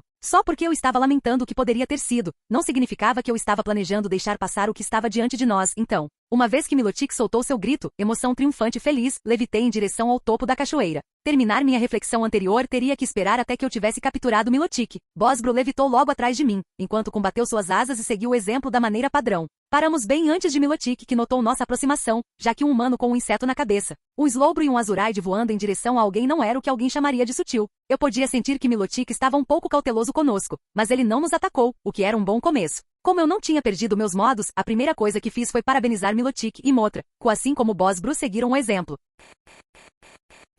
Capítulo 867. Milotic mal tinha perguntado o que queríamos quando senti algo se aproximando rapidamente, e eu não era o único, já que a cabeça de todos virou para a parte traseira do canal de água. Meros momentos depois, não era mais uma questão de sensibilidade, já que quem quer que estivesse vindo não estava suprimindo seu poder de forma alguma, e todos foram capazes de sentir a ondulação do estágio platina, embora a maioria dos mais fracos não reconhecesse necessariamente como tal. Ainda assim, isso não os impediu de entender que estava muito acima de sua liga e de entrar em pânico, que era o motivo pelo qual todos os peixes na nossa frente, pelo menos os que podíamos ver, espalharam-se em terror. Alguns, seja por pânico ou de propósito, simplesmente se deixaram levar pela correnteza, passando por nós, descendo a cachoeira. Admita-se que não era uma ideia estúpida, e provavelmente mais segura do que tentar encontrar algum lugar para se esconder. A menos, é claro, que a fonte daquelas ondulações não estivesse interessada neles de forma alguma. De qualquer forma, não estava parando, e sentindo a aura do estágio 6 se aproximando, Milotic não estava se sentindo muito melhor do que os outros peixes Pokémon. Eu podia sentir seu medo, mas antes que ele pudesse fazer qualquer escolha, a área ao nosso redor foi coberta com o que reconheci como intimidação. Simultaneamente, o Pokémon, especificamente o Gyarados, que era a fonte da intimidação e das ondulações, finalmente tornou-se visível. Embora isso não fosse uma notícia realmente boa para nós, já que significava que ele tinha chegado perto o suficiente para que esse fosse o caso.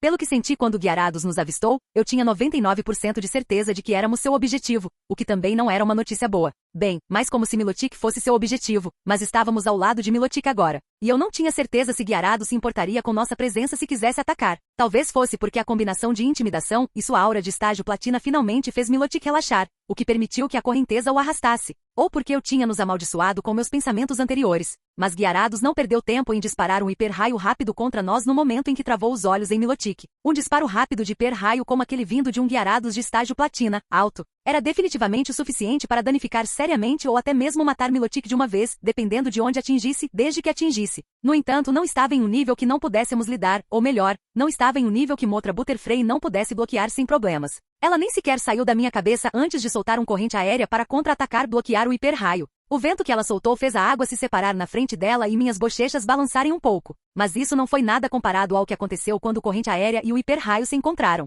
No momento em que isso aconteceu, uma explosão subaquática ocorreu, causando um aumento em todas as direções, incluindo a nossa. Como resultado, Milotic foi lançado para fora da abertura junto com a água que recebeu um impulso extra da explosão em vez de ser levado pela cachoeira. Como estávamos levitando bem na frente da abertura na parede, fomos encharcados pela água, e Milotic foi lançado diretamente em nós, o que foi sorte para ele, já que Bosbro o pegou, poupando de um impacto doloroso. Enquanto isso acontecia, o motivo pelo qual Gyarados disparou aquele hiper-raio tão rapidamente também ficou evidente. A cauda de um Milotic bateu em sua cabeça momentos depois que ele liberou o disparo de hiper-raio, fazendo sua cabeça estalar para o lado. Sem surpresa, os dois Pokémon começaram a lutar diretamente depois disso. E as ondulações liberadas pelo Milotic estrangeiro no processo revelaram que ele também estava no estágio platina, alto. Estava claro que esses dois estavam entre os Pokémon de estágio 6, Milotic e Gyarados, sobre os quais eu tinha lido no relatório da Aliança sobre a exploração fracassada do canal de água. Não havia dúvida de que tanto Gyarados quanto Milotic tinham chegado ao fim do canal de água para Milotic, provavelmente tendo tomado conhecimento de sua existência devido ao grito triunfante que ele soltou após sua evolução,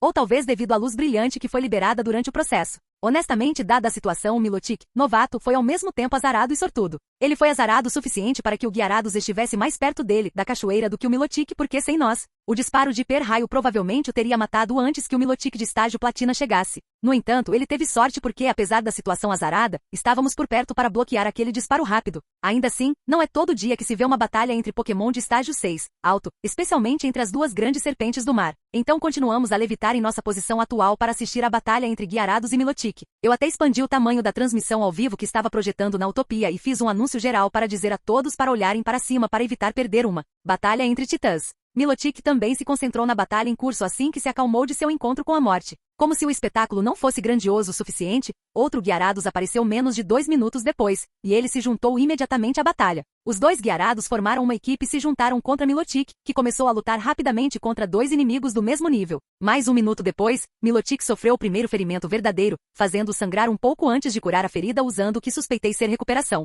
Independentemente disso, senti Milotic, novato, ficar bastante ansioso quando viu o forte Milotic sangrar, e mesmo depois que ele curou a ferida, a ansiedade de Milotic, novato, não diminuiu muito. Ele realmente se virou para olhar para mim e solicitou que nós, como Emotra e os outros, apoiássemos Milotic. Antes que eu pudesse dizer qualquer coisa, Azuraide bufou e perguntou a Milotic se ele esperava seriamente que nos metêssemos em uma batalha contra dois Gyarados de estágio platina, alto. Eu podia sentir que ele achava a ideia estúpida, e seu tom, postura mostrava isso, mas também podia sentir que Motra parecia estar realmente interessada na ideia, o que me fez querer bater na testa só um pouquinho. Milotic, novato, não pareceu surpreso com a atitude de Kun, provavelmente ciente de que o que ele estava pedindo era um pouco demais. Mas ele ainda insistiu e declarou que faria qualquer coisa que quiséssemos se ajudássemos o outro Milotic a repelir os Gyarados. Isso atraiu minha atenção, já que eu ainda estava interessado em recrutá-lo, mas honestamente não tinha certeza se precisávamos intervir. A batalha entre os 3 Pokémon super fortes não era o que eu chamaria de contida, e como eles estavam tão perto da boca do canal de água, toda a parede e parte da área próxima à parede, cachoeira, estavam tremendo.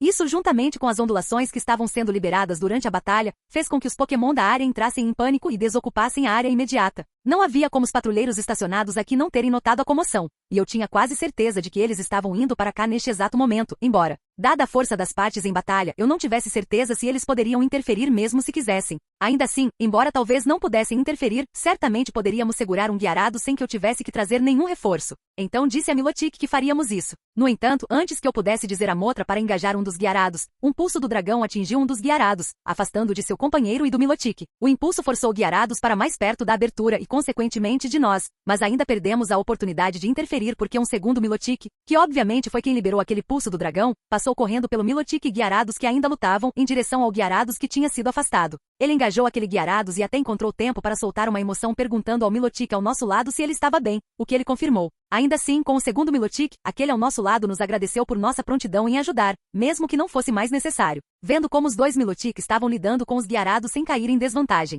Até mesmo o primeiro Milotic, que teve que lidar com 2 Gyarados por um período, não teve problemas em bloquear o assalto dos Gyarados. Agora que penso nisso, não pude deixar de me perguntar por que os Gyarados tinham tentado massacrar o recém-evoluído Milotic em primeiro lugar. Eles pareciam não ter tido problemas em viver com o Milotic até agora, dado como ambos os lados viviam no canal de água sem haver relatos de batalhas. Conflitos consistentes surgindo. Dada sua força aparente, eu tinha certeza de que os patrulheiros estacionados nas quedas de meteoros, os Pokémon que viviam nos fundos da câmara principal onde a cachoeira superior estava localizada, e até mesmo treinadores errantes teriam sentido algo se esse fosse o caso. Talvez fosse porque eles temiam que a adição de outro Milotic interrompesse o equilíbrio, o que me pareceu um pouco injusto, considerando quão fácil era para Magikarp evoluir em comparação com Feebas. O fato de haver Gyarados que viviam na câmara principal por si só já demonstrava que o jogo de números estava decisivamente a favor dos Gyarados. Sem mencionar que Milotic estava apenas no estágio prata baixo, agora, embora isso admitidamente não entrasse em conflito com a ideia de cortar o problema pela raiz. De qualquer forma, continuamos a assistir à batalha por um tempo, e conforme vimos as duas batalhas progredirem, comecei a ter uma ideia de por que os Gyarados queriam derrubar Milotic no momento em que ouviram seu grito. Embora as duas partes estivessem bastante equilibradas, a batalha estava começando a inclinar-se a favor dos Milotic simplesmente porque os Milotic podiam curar parte do dano que sofriam no meio da luta. Claro, movimentos de cura na vida real não eram tão eficazes quanto suas contrapartes nos jogos, e não eram fáceis de usar em uma batalha, especialmente quando não dominados até certo ponto, mas eles ainda curavam o usuário. Em uma luta como essa, isso tinha um efeito não desprezível. Senti Milotic começando a relaxar conforme a batalha progredia e os Milotic começaram a ganhar vantagem. Foi naquele momento que um terceiro Gyarados de estágio platina entrou na batalha, embora felizmente este não fosse tão forte quanto os outros. No entanto, um Gyarados de estágio platina baixo foi suficiente para empurrar, inclinar a batalha de volta a favor dos Gyarados, razão pela qual a postura relaxada de Milotic ficou tensa mais uma vez. A primeira coisa que ele fez foi olhar para mim e me dar um olhar suplicante. não querendo arriscar que um terceiro Milutic aparecesse de alguma forma apenas para equilibrar as probabilidades novamente. Disse imediatamente a Mothra para ir enfrentar aquele novo Gyarados. Mothra levou essa ordem literalmente ou tão literalmente quanto podia, dadas as circunstâncias. Ela não usou realmente investida para atacar Gyarados, mas mergulhou no canal de água usando o jato d'água, para evitar quaisquer problemas de mobilidade obviamente. E bateu, investiu contra o estômago de Gyarados. Fui rapidamente lembrado de porque eu queria ser mais específico com Mothra, embora eu ache que desta vez ela estava fazendo isso porque achava engraçado. De qualquer forma, o míssil de inseto Butterfree inesperado causou uma calmaria no campo de batalha subaquático, e eu pude entender porque os Pokémon de ambos os lados ficariam surpresos com um Gyarados. Platina sendo atingido por um soco surpresa, ou golpeado, neste caso enquanto estava debaixo d'água, por uma Butterfree de todas as coisas. Mothra não esperou que eles se recuperassem do choque e seguiu com um mega chute bem no queixo de Gyarados, fazendo sua mandíbula bater e sua cabeça ir para trás. Capítulo 868. A aparência de Mothra Butterfree e suas ações subsequentes fizeram com que toda a cena congelasse. O absurdo de um pequeno inseto Butterfree aplicando um direto no queixo em um Gyarados daquela forma, com tal efeito, dentro da água de todas as coisas, fez com que tanto Milotic quanto os outros Gyarados parassem estáticos em descrença. Até mesmo a vítima, que deveria estar furiosa e ter retaliado, encarou em choque Mothra, que fazia o gesto manual de "vem até mim". Eu tinha que admitir que honestamente parecia um pouco surreal e engraçado, embora eu tivesse certeza de que Mothra estar em sua forma chibi não ajudava. Ainda assim, eu esperava que o Gyarado saísse de seu estado levemente confuso, atordoado a qualquer momento. Então decidi dizer a Mothra para parar de provocar o Gyarados e atacar enquanto ele ainda estava fora de si. Essa ideia morreu no berço quando um ataque furtivo repentino vindo de baixo, direcionado à barriga superior do Gyarados, me antecipou. O ataque furtivo não apenas me interrompeu, mas quebrou o transe que havia coberto o Milotic e os Gyarados por um momento também. De qualquer forma, o Giga Impacto surpresa arremessou o Gyarados para trás, e notei que ele até tossiu um pouco de sangue, provando que o ataque furtivo deve ter doído. Não deixei isso me distrair por mais do que um momento, então rapidamente olhei de volta para o lugar onde o Gyarados estava, o que revelou que foi um Whiscash que desferiu o ataque furtivo. Sentindo as ondulações de estágio 6 que o Whiscash temporariamente imobilizado estava liberando, deduzi que este deveria ser o soberano final mencionado no relatório de exploração da Aliança que li, embora eu não tivesse ideia de por que ele escolheu se envolver no conflito atual. Mesmo que a emboscada do Whiscash fosse a favor do Milotic, havia uma chance não tão insignificante de que ambos os lados atacassem o Whiscash para evitar quaisquer interferências, emboscadas adicionais deste Coringa enquanto lutavam. A menos, é claro, que o Whiscash e o Milotic tivessem algum tipo de aliança de assistência mútua ou algo nessa linha para compensar a desvantagem numérica que tinham separadamente. Essa suposição foi a única razão pela qual utilizei imediatamente nosso link mental para dizer a Mothra telepaticamente para não atacar o Whiscash no momento em que ele apareceu, ou melhor, no momento após seu ataque. Eu ainda não tinha certeza se era uma coisa boa ou não, mas minha reação rápida parou Mothra, que estava prestes a disparar uma broca de energia no intruso. Em vez de fazer isso, ela se teletransportou de volta para o meu lado para evitar quaisquer contratempos. Minha decisão de ordenar aquele teletransporte provou estar certa quando o Whiscash, que por todos os direitos ainda deveria estar imobilizado devido ao giga impacto que usou,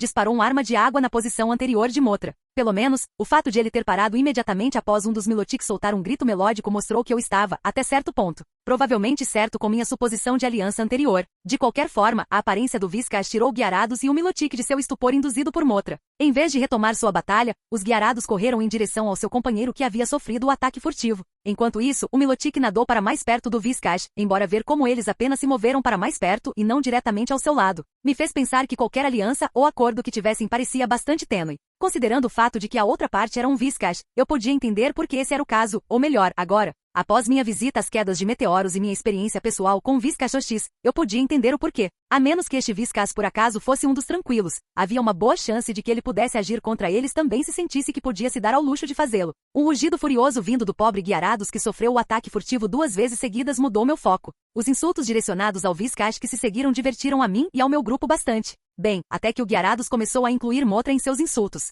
Isso rapidamente apagou qualquer alegria que sentíamos. E eu pude sentir através de nosso vínculo que Mothra definitivamente não gostou das coisas que o Gyarados estava soltando em sua raiva. Eu certamente não apreciei Mothra ser chamada de pequena inseto iniciante comedora de merda, ou como ele a esmagaria como um inseto, bem como outras coisas desagradáveis envolvendo seu tamanho atual e ou seu tipo inseto. Os outros Gyarados entraram na onda também, mostrando que não pareciam planejar recuar ainda, mesmo que eles tenham incluído o Milotic em seus insultos. Eu sabia que Mothra havia atingido a massa crítica após ser chamada de uma pequena mordida relutante com gosto de merda, então eu disse a ela para seguir em frente. Os Gyarados ficaram quietos bem rápido quando viram o pequeno inseto que estavam insultando crescer cada vez mais. Mothra retornou ao seu tamanho habitual em um segundo, mas não parou por aí e começou a se expandir além até mesmo do seu habitual tamanho de rainha já grande. Ela só parou depois que superou os Gyarados em tamanho, e neste ponto, não foram apenas os Gyarados que estavam boquiabertos para ela. Whiscash e o Milotic também a encararam. Curiosamente, Vizcash foi o primeiro a reagir de uma maneira que foi além de encarar. Vizcash cavou no leito do rio Rocha e nadou fugiu. Acho que quaisquer possíveis alianças não importavam para ele neste momento.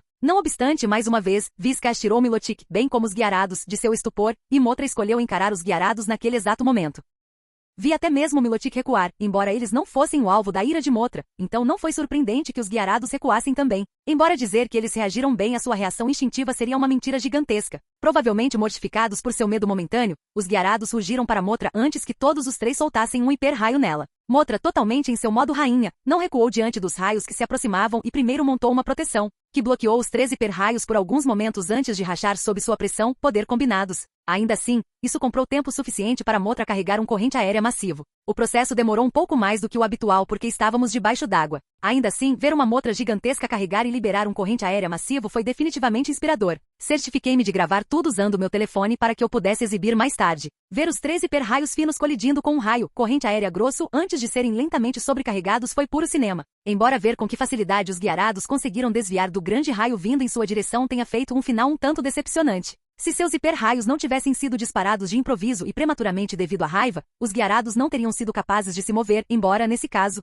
o raio de Motra provavelmente tivesse falhado em vencer o poder combinado de seus 3 raios. De qualquer forma, o Milotic lembrou a todos que eles ainda estavam lá. Então, enquanto Motra estava lidando com os efeitos colaterais de seu enorme corrente aérea, o Milotic disparou raios de gelo nos guiarados, mantendo-os ocupados e incapazes de capitalizar a necessidade momentânea de Motra de literalmente recuperar o fôlego através de um pequeno portal que abri para Utopia. Não que teríamos deixado eles fazerem isso mesmo se o Milotic não tivesse agido, mas ainda assim eles fizeram. E suas ações pareciam empurrar os guiarados para uma decisão surpreendente. Em uma reviravolta surpreendente, pelo menos para mim, os guiarados realmente começaram a recuar e fugir assim que viram que Motra havia se recuperado rapidamente. Honestamente, eu esperava que eles continuassem lutando teimosamente até serem empurrados para uma situação desesperadora antes de tentarem escapar. Mas ao contrário da imagem que eu tinha em mente, todos os 3 guiarados de estágio platina estavam nadando, correndo para longe. Embora aquele que recebeu um soco surpresa de Motra e Vizcash não tenha esquecido de xingar todos nós enquanto fazia isso. Francamente, senti um pouco de descontentamento com a rapidez com que tudo terminou. Isso não foi nada parecido com o confronto épico entre soberanos, Pokémon de estágio 6 que eu havia imaginado.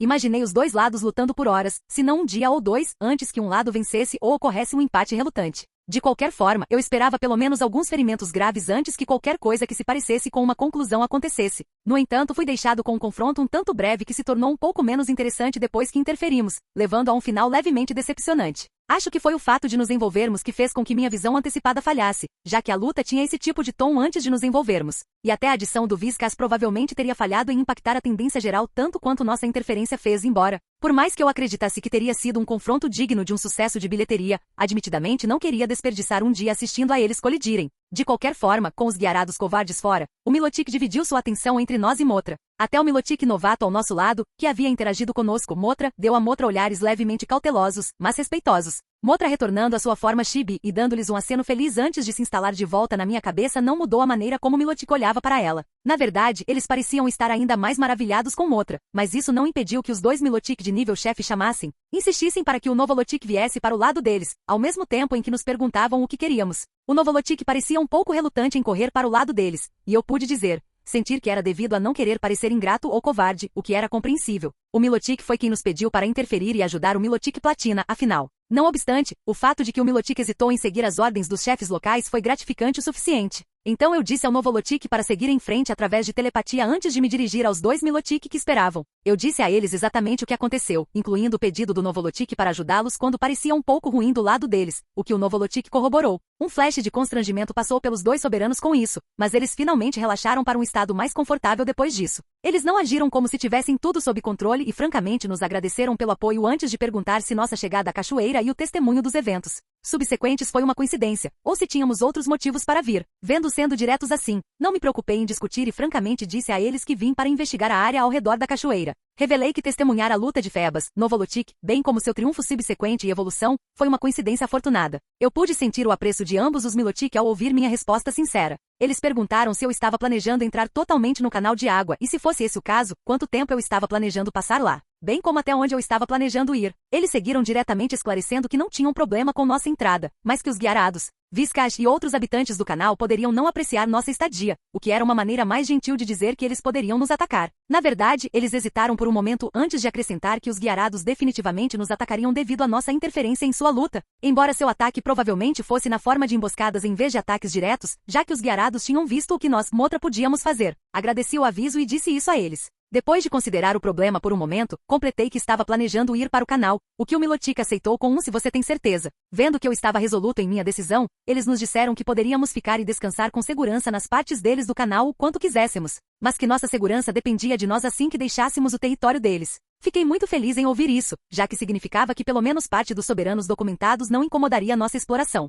Ter um lugar para descansar, retirar para fora de Utopia era obviamente bom também. De qualquer forma, com isso esclarecido, perguntei a eles o que planejavam fazer com a situação do Novolotic e dos guiarados, já que eu duvidava seriamente que esta seria a única tentativa dos guiarados de se livrarem do Milotic. Eu disse a eles que ficaria mais do que feliz em realocar o Milotic para um novo habitat com condições de vida ideais se eles quisessem que eu fizesse isso. E os dois Chefolotic realmente pareceram considerar isso por um momento. Foi o Novolotic quem pareceu menos satisfeito com a ideia, o que ele expressou dizendo que finalmente conseguiu chegar ao canal que sonhava em alcançar desde que se lembrava, e que não queria viver em nenhum outro lugar. Ao ouvir isso, os dois Milotic me agradeceram pela oferta, mas recusaram, mencionando que lidariam com a situação por conta própria. Vendo que eu não estava realmente desesperado por um Milotic selvagem, graças aos muitos feebas que eu já tinha e aos que planejava adquirir em um futuro próximo, apenas dei de ombros. Eu disse a eles que estava tudo bem, embora desejasse a eles o melhor com a questão dos guiarados. Depois disso, passamos para uma conversa fiada antes que os Chefolotic nadassem mais para dentro do canal junto com o Novolotic. Enquanto isso, começamos a verificar a área na boca do canal subaquático. Capítulo 869. Provavelmente eu não deveria ter ficado surpreso com o fato de que a área ao redor da foz fim do canal estava praticamente deserta, já que a correnteza ali era mais forte. Qualquer um que quisesse permanecer nesta área teria que exercer mais esforço para evitar ser empurrado pela cachoeira, embora isso realmente a tornasse um local de treinamento decente. Os únicos 4 Pokémon que encontramos depois de nadar pelos primeiros 30 metros do canal estavam ali, nas palavras deles, apenas por causa disso. Gostei da atitude deles, então considerei levá-los, mesmo depois que meu observar revelou seu potencial medíocre. No entanto, todos os 4 recusaram minha oferta e não insisti, já que nem eu nem a Utopia estávamos sentindo falta de Goldeen, Seaking ou Barboaz com potencial amarelo. Mesmo assim, deixando o recrutamento fracassado de lado, ainda aprendi algumas coisas interessantes com aqueles 4 esforçados. Aparentemente, a menos que fosse um Pokémon sendo varrido, arrastado pela correnteza. Geralmente não encontraríamos nenhum Pokémon abaixo do estágio bronze durante nossa exploração do canal aquático. A corrente predominante era simplesmente forte demais para a maioria dos Pokémon de estágio ferro ou sem estágio. E as únicas exceções eram áreas que tinham uma corrente mais branda devido a alguma formação natural ou artificial, seja utilizando rochas, corais, outros minerais, alguma vegetação aquática tenaz ou uma combinação deles. Lugares assim eram obviamente pontos críticos de moradia e também de conflito, já que todos queriam viver lá. Isso fazia sentido para mim, já que não viver ali significava que qualquer prole sem estágio e companheiros de estágio ferro seriam varridos pela correnteza, a menos que alguém mais forte permanecesse permanentemente por perto e garantisse que não fossem arrastados, enfraquecendo a corrente ao redor deles. O que eu suspeitava ser a única outra maneira de encontrarmos Pokémon mais fracos durante nossa exploração. Pelo menos até onde me preocupei em pensar agora. Eles também mencionaram que a destruição dessas zonas de moradia era tabu para todos. Isso significava que mesmo que conflitos estourassem para eles ou em geral, seja dentro da zona de moradia ou fora dela, os combatentes tinham que garantir que o dano à formação natural, artificial fosse mantido no mínimo, de preferência em 0. Surpreendentemente, até mesmo os lords, fossem eles guiarados, Milotic ou Viscash, tinham que seguir essa restrição. Bem, pelo menos o Seaking e o Goldeen insistiram que esse era o caso. Pessoalmente, senti-me um pouco cético quando disseram isso, especialmente considerando o que presenciei não muito tempo atrás. Mesmo desconsiderando isso, a natureza geral de guiarados e Viscash me deixou um pouco em dúvida de que os lords tinham que seguir essa regra. Especialmente porque os únicos que poderiam, até onde eu estava preocupado, fazer cumprir a regra eram os próprios lords. Nesse sentido, não tinha certeza de quanto o Lord Viscash ou um dos guiarados se importaria com a regra de dano mínimo ou 0 se estivessem de muito mau humor. Ainda assim, foi interessante ouvir como os Pokémon se adaptaram a um ambiente de alta correnteza como o canal subaquático. Além disso, eu sabia agora que encontraria menos Pokémon selvagens fora dessas zonas de moradia e que, pelo menos, os Pokémon selvagens que eu encontraria fora estariam no estágio prata ou superior, já que, de acordo com minhas 4 fontes excessivamente diligentes, a maioria dos de estágio bronze eram vagabundos preguiçosos que ficavam perto dos pontos seguros junto com os fracos durante a maior parte do tempo, pois era menos cansativo. Nosso avanço subsequente mais para dentro do canal de água confirmou o que disseram. Passamos cerca de 4 a 5 minutos seguindo um padrão de S enquanto nadávamos em direção às profundezas, e mesmo depois de termos, na minha estimativa, passado do ponto de 100 metros, mal vimos qualquer Pokémon. Além disso, não havia uma única zona de moradia dentro desse trecho, o que foi lamentável. Talvez 100 metros ainda fosse muito perto da foz, cachoeira do canal, e a correnteza, ambiente ali não era adequado para a formação de uma zona segura de moradia. Quanto ao punhado de Goldeen e Barboás que vimos, eles fugiram assim que nos viram, e honestamente não me preocupei em pará-los. Não tinha interesse em manter um Goldeen ou um bando deles como peixe Pokémon ornamental, então não havia razão para me incomodar com eles. Quanto menos se falar sobre meu interesse em Barboás, melhor. Senti a vida, Karma me dar um tapa na cara antes de dar um tapinha condescendente na minha bochecha quando, apenas 2 minutos depois de pensar isso, avistei um Goldeen alaranjado dourado que despertou meu interesse. Não me importando com a dor fantasma na bochecha, disse a Motra Butterfree para nocautear o Goldeen digno de seu nome, e ela me deu uma saudação alegre antes de voar, planar em direção ao Goldeen assustado. Não tinha certeza se contava como nadar com ela realmente usando suas asas para se mover, voar através da água, mas de qualquer forma parecia estranhamente impressionante. E certamente assustou o Goldeen o suficiente para ele tentar escapar. Motra acabou com isso imobilizando o peixe com seus poderes psíquicos, o que ela provavelmente poderia ter feito sem tentar nadar até lá, mas tanto faz. Se ela queria nadar, não vi razão para estragar sua diversão dizendo para capturá-lo remotamente ou teleportar diretamente. De qualquer forma, Motra terminou o trabalho, assim como tinha feito agora. Agradeci e elogiei Motra por fazer um bom trabalho enquanto inspecionava o Goldeen alaranjado, dourado flutuando na minha frente, olhando para mim de forma suplicante com os olhos bem abertos. Eu tinha sentido suas ondulações de estágio bronze, alto, quando ele tentou escapar, então sabia que havia uma possibilidade de que pudesse realmente evoluir se sentisse desesperado o suficiente, e honestamente preferia que não fizesse isso. Então o Goldeen foi colocado para dormir antes que eu começasse a observar o peixinho dourado imóvel, vendo como eu planejava capturá-lo simplesmente por seu valor visual ornamental, ferroada fantasma na minha bochecha. Eu não me importava verdadeiramente se ele tivesse um potencial ruim. No entanto, não pude deixar de esperar que pelo menos não fosse vermelho ou vermelho profundo. Felizmente, o Goldeen acabou me dando uma surpresa agradável ao possuir não apenas potencial amarelo profundo, mas também um talento além disso. Tive que rir, fazendo muitas bolhas escaparem da minha boca quando vi o nome título do talento do Goldeen. Curiosamente, abri a descrição de canalizador de chifres, e tive que dizer que tinha um efeito muito bom, apesar de seu nome muito engraçado. Canalizador de chifres transformava quaisquer protuberâncias semelhantes a chifres que seu portador possuísse em um foco especial. Isso não apenas permitia que o portador liberasse todos os seus movimentos de energia através do chifre, mas também aumentava o poder dos movimentos de energia liberados em 50%. Esse bônus também se aplicava a quaisquer movimentos físicos que fizessem uso do chifre protuberância. Ainda mais impressionante era que esse bônus não era aditivo com o bônus de ataque do mesmo tipo, mas acumulado, levando a uma liberação de poder efetiva de 225% sempre que o Goldeen lançava um movimento do tipo água. Francamente, considerando que a Utopia era muito propensa a elevar seu potencial para verde, e então somando o gene brilhante, esse talento muito impressionante, bem como a habilidade para raios que o Goldeen também tinha por acaso, impulsionou o Goldeen, ou melhor, Seakin assim que ela evoluísse, de um Pokémon ornamental para um membro de equipe com um potencial muito bom, bem, pelo menos para todos os outros. Eu ainda estava relutante em adicioná-la à minha equipe reserva, mas pensava genuinamente que seria uma pena se o Goldeen não fosse devidamente utilizado, então fiz uma nota para perguntar aos meus pais se eles a queriam.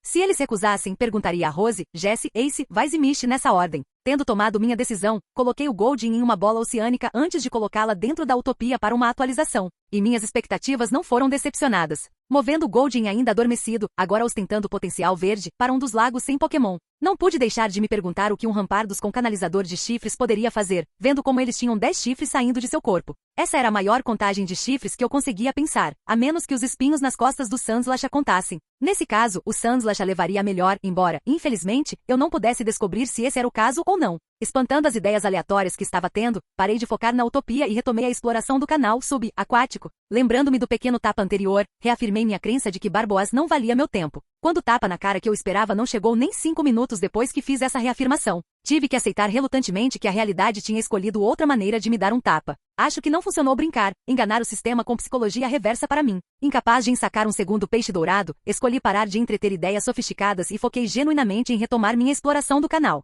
Continuamos indo mais fundo seguindo um padrão de S, e algum tempo depois que cruzamos o ponto de 300 metros, pelo menos até onde eu podia dizer, nos deparamos com uma surpresa. Avistei um Shelder alojado no solo leito do canal, o que foi bastante surpreendente, já que eu não esperava que aparecessem em um lugar como este. No fundo da minha mente, uma voz não pôde deixar de sussurrar conspiratoriamente que alguém, a vida estava tentando mexer comigo, já que Goldeen, Barboás e Shelder tinham cores brilhantes douradas laranja. Ignorando os pensamentos distrativos, intrusivos, observei o Shelder, já que pensei que Cloyster era um Pokémon muito decente, mas, infelizmente, enquanto o próprio Shelder não era laranja, seu potencial era, então não perturbei o Shelder mais, e continuamos nossa exploração. Os minutos seguintes provaram que o encontro anterior não foi um evento singular. Encontramos mais 5 Shelder espalhados pelos próximos 100 metros que exploramos, embora o número de Pokémon selvagens ainda estivesse inesperadamente baixo, considerando que já estávamos a mais de 400 metros ou mais da cachoeira. Deixando o Shelder de lado, tínhamos visto menos de 20 outros Pokémon no total até agora, incluindo o Goldeen brilhante que capturei. Bem, menos de 25 se adicionássemos os 4 esforçados na foz do canal.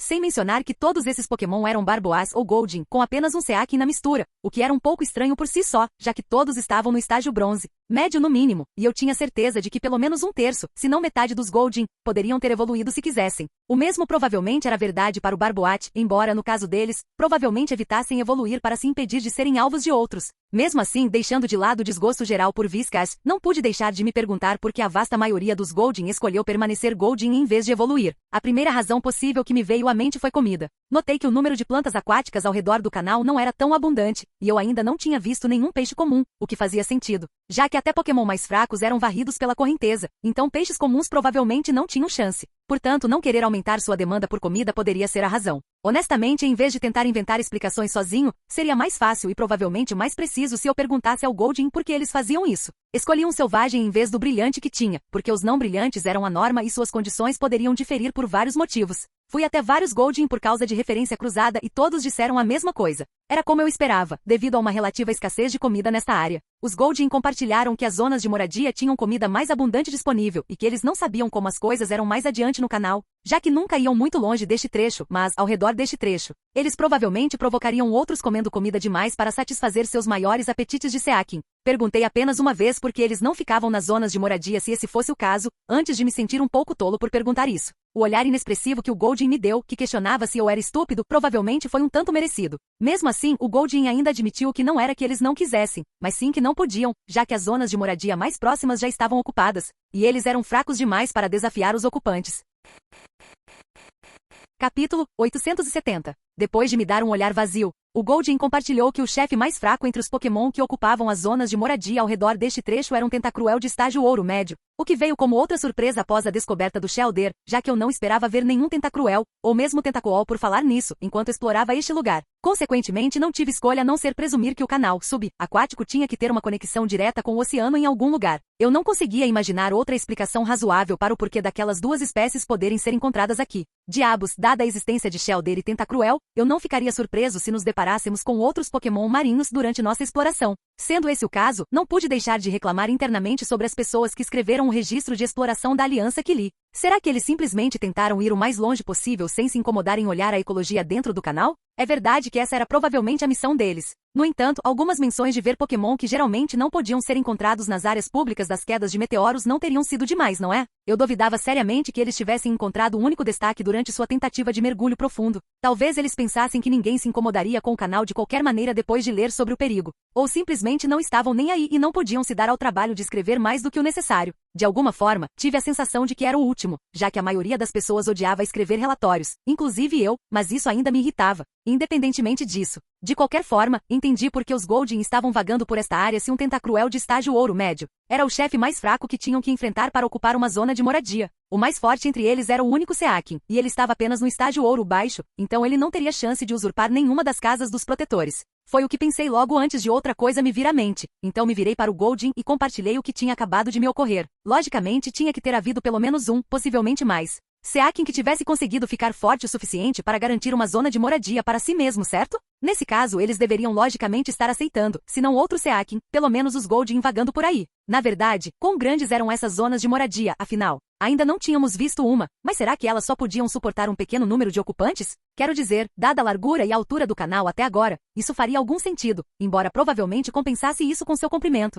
Vendo como o pessoal da Aliança tinha sido forçado a abortar sua exploração depois de mergulhar por mais de 10 quilômetros, pensar no perigo que aquelas pessoas experimentaram me fez lembrar do aviso, bem como da oferta que o Milotic me deu, e combinando isso com as informações que obtive do Goldeen, não pude deixar de me perguntar se as partes seguras pertencentes a eles que mencionaram para nós eram zonas de moradia que eles ocupavam.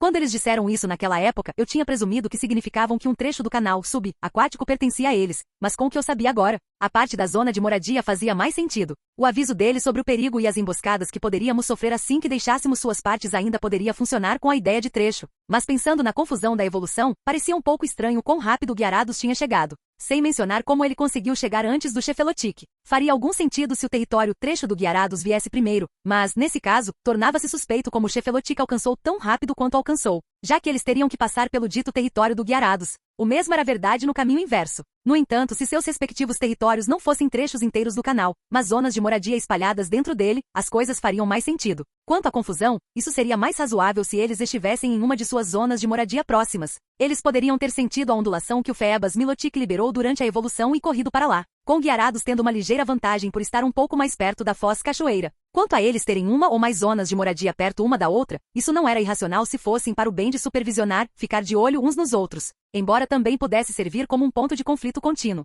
Acho que descobriria se esse fosse o caso assim que me deparasse com uma zona de moradia que pertencesse a eles. Na verdade, isso também significava que eu poderia tropeçar em uma zona de moradia pertencente ao Guiarados. Então provavelmente era melhor verificar isso o mais rápido possível, já que eu tinha que evitá-la se as coisas fossem realmente como eu especulei. Suspiro, acabei deixando meus pensamentos se desviarem de novo. Focando de volta no Goldin, ouvi enquanto eles confirmavam que havia de fato múltiplas zonas de moradia com Seakin no comando, mas esses tendiam a ser lugares praticamente exclusivos da comunidade pessoal. Alguns Goldin e ou Seakin selvagens podiam se juntar a essas comunidades, mas os requisitos tendiam a ser rígidos, fossem eles altos graus de beleza, força, talento ou potencial. O fato de eles terem mencionado beleza antes de força era um pouco estranho, mas aparentemente Goldin, Seakin eram um pouco vaidosos. Quem teria pensado? Honestamente, parecia mais que essas comunidades estavam procurando cônjuges, e talvez estivessem, embora as vagas parecessem escassas, já que o Goldin disse que nenhum daqueles entre eles que tentou passou, o que desencorajou a maioria dos outros em seu grupo. Acho que aqueles que se julgaram inferiores aos pioneiros nem se deram ao trabalho de tentar, o que era um tanto triste, se não bastante realista da parte deles.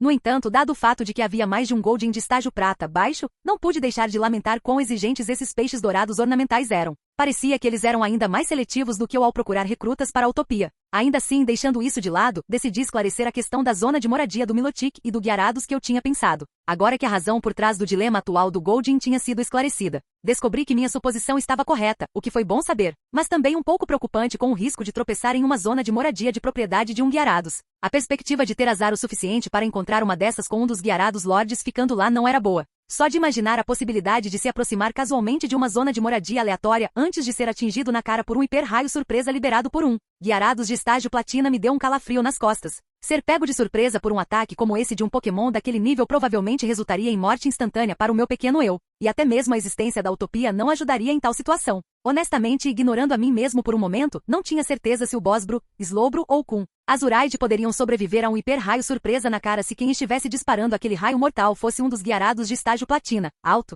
Apenas Motra Butterfree e Hades Gengar tinham garantia de sobreviver a uma emboscada como aquela, embora ambos se machucassem no processo, Motra mais do que Hades. Quanto ao porquê eu acreditava nisso, Motra era forte o suficiente para fazer isso, embora tivesse que suportar o hiper-raio como ele era. Enquanto isso, Hades sobreviveu inteiramente graças ao seu tipo. A única razão pela qual eu não achava que Hades pudesse escapar ileso, apesar de a energia normal, neutra do hiper-raio passar pelo seu corpo fantasma sem interagir com ele, era que eu tinha certeza de que o calor produzido como um subproduto de um hiper-raio daquele nível era suficiente para ainda ferir um fantasma no estágio ouro, alto. É verdade que não chegaria nem perto de um ferimento sério, mas definitivamente ainda doeria. Obviamente não queríamos que tal cenário acontecesse. Então perguntei imediatamente se eles sabiam quais zonas de moradia pertenciam aos Guiarados ou a qualquer outro Pokémon perigoso ou excessivamente agressivo. Infelizmente, os Goldin foram de ajuda limitada nesse aspecto por dois motivos. Primeiro, eles não tinham ido tão longe no riacho, então só tinham informações limitadas às zonas de moradia próximas à nossa localização atual. O segundo problema era que eles não usavam mapas ou nosso sistema de medição, então traduzir seu conhecimento foi um pouco confuso e complicado. Ainda assim, empregando uma comparação aproximada usando a descrição deles de nadar assim por tanto tempo,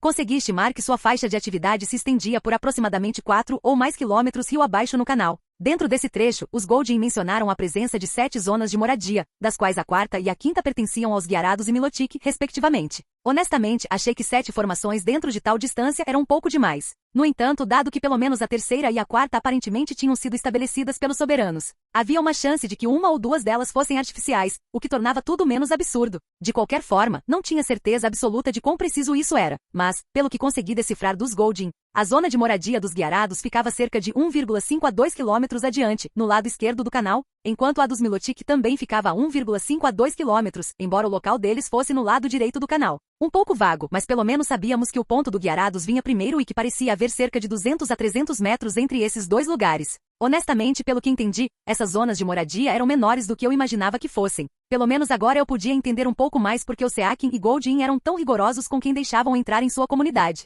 Ainda assim, dada a situação sombria deles, não pude deixar de fazer uma pergunta final. Por que os Goldin insistiam em ficar por perto do canal de água se não podiam entrar nas zonas de moradia? Por que permaneceriam na área de corrente forte possuindo fontes de sustento relativamente escassas? Não seria mais fácil simplesmente deixar a corrente arrastá-los? Uma viagem pela cachoeira seria inofensiva para eles e, dada a sua força, eles teriam uma abundância de alimento disponível lá embaixo. Sem mencionar que o riacho lá embaixo estava quase certamente conectado ao mar, então eles poderiam até seguir essa rota se quisessem. A resposta que recebi não deixou dúvida sobre o motivo de tolerar em suas circunstâncias atuais. Parecia que viver ali tornava ficar mais forte mais fácil. Se fosse apenas isso, talvez eu tivesse atribuído a corrente forte e aos adversários fortes. Mas eles também mencionaram que havia ocasionalmente sortudos que acabavam mudando por sorte. Eles mencionaram mudanças de cor e até mesmo físicas diretas, o que me disse que eles de alguma forma desencadearam um desenvolvimento positivo, desbloqueando vários genes, incluindo brilhante e possivelmente real bem como genes antigos.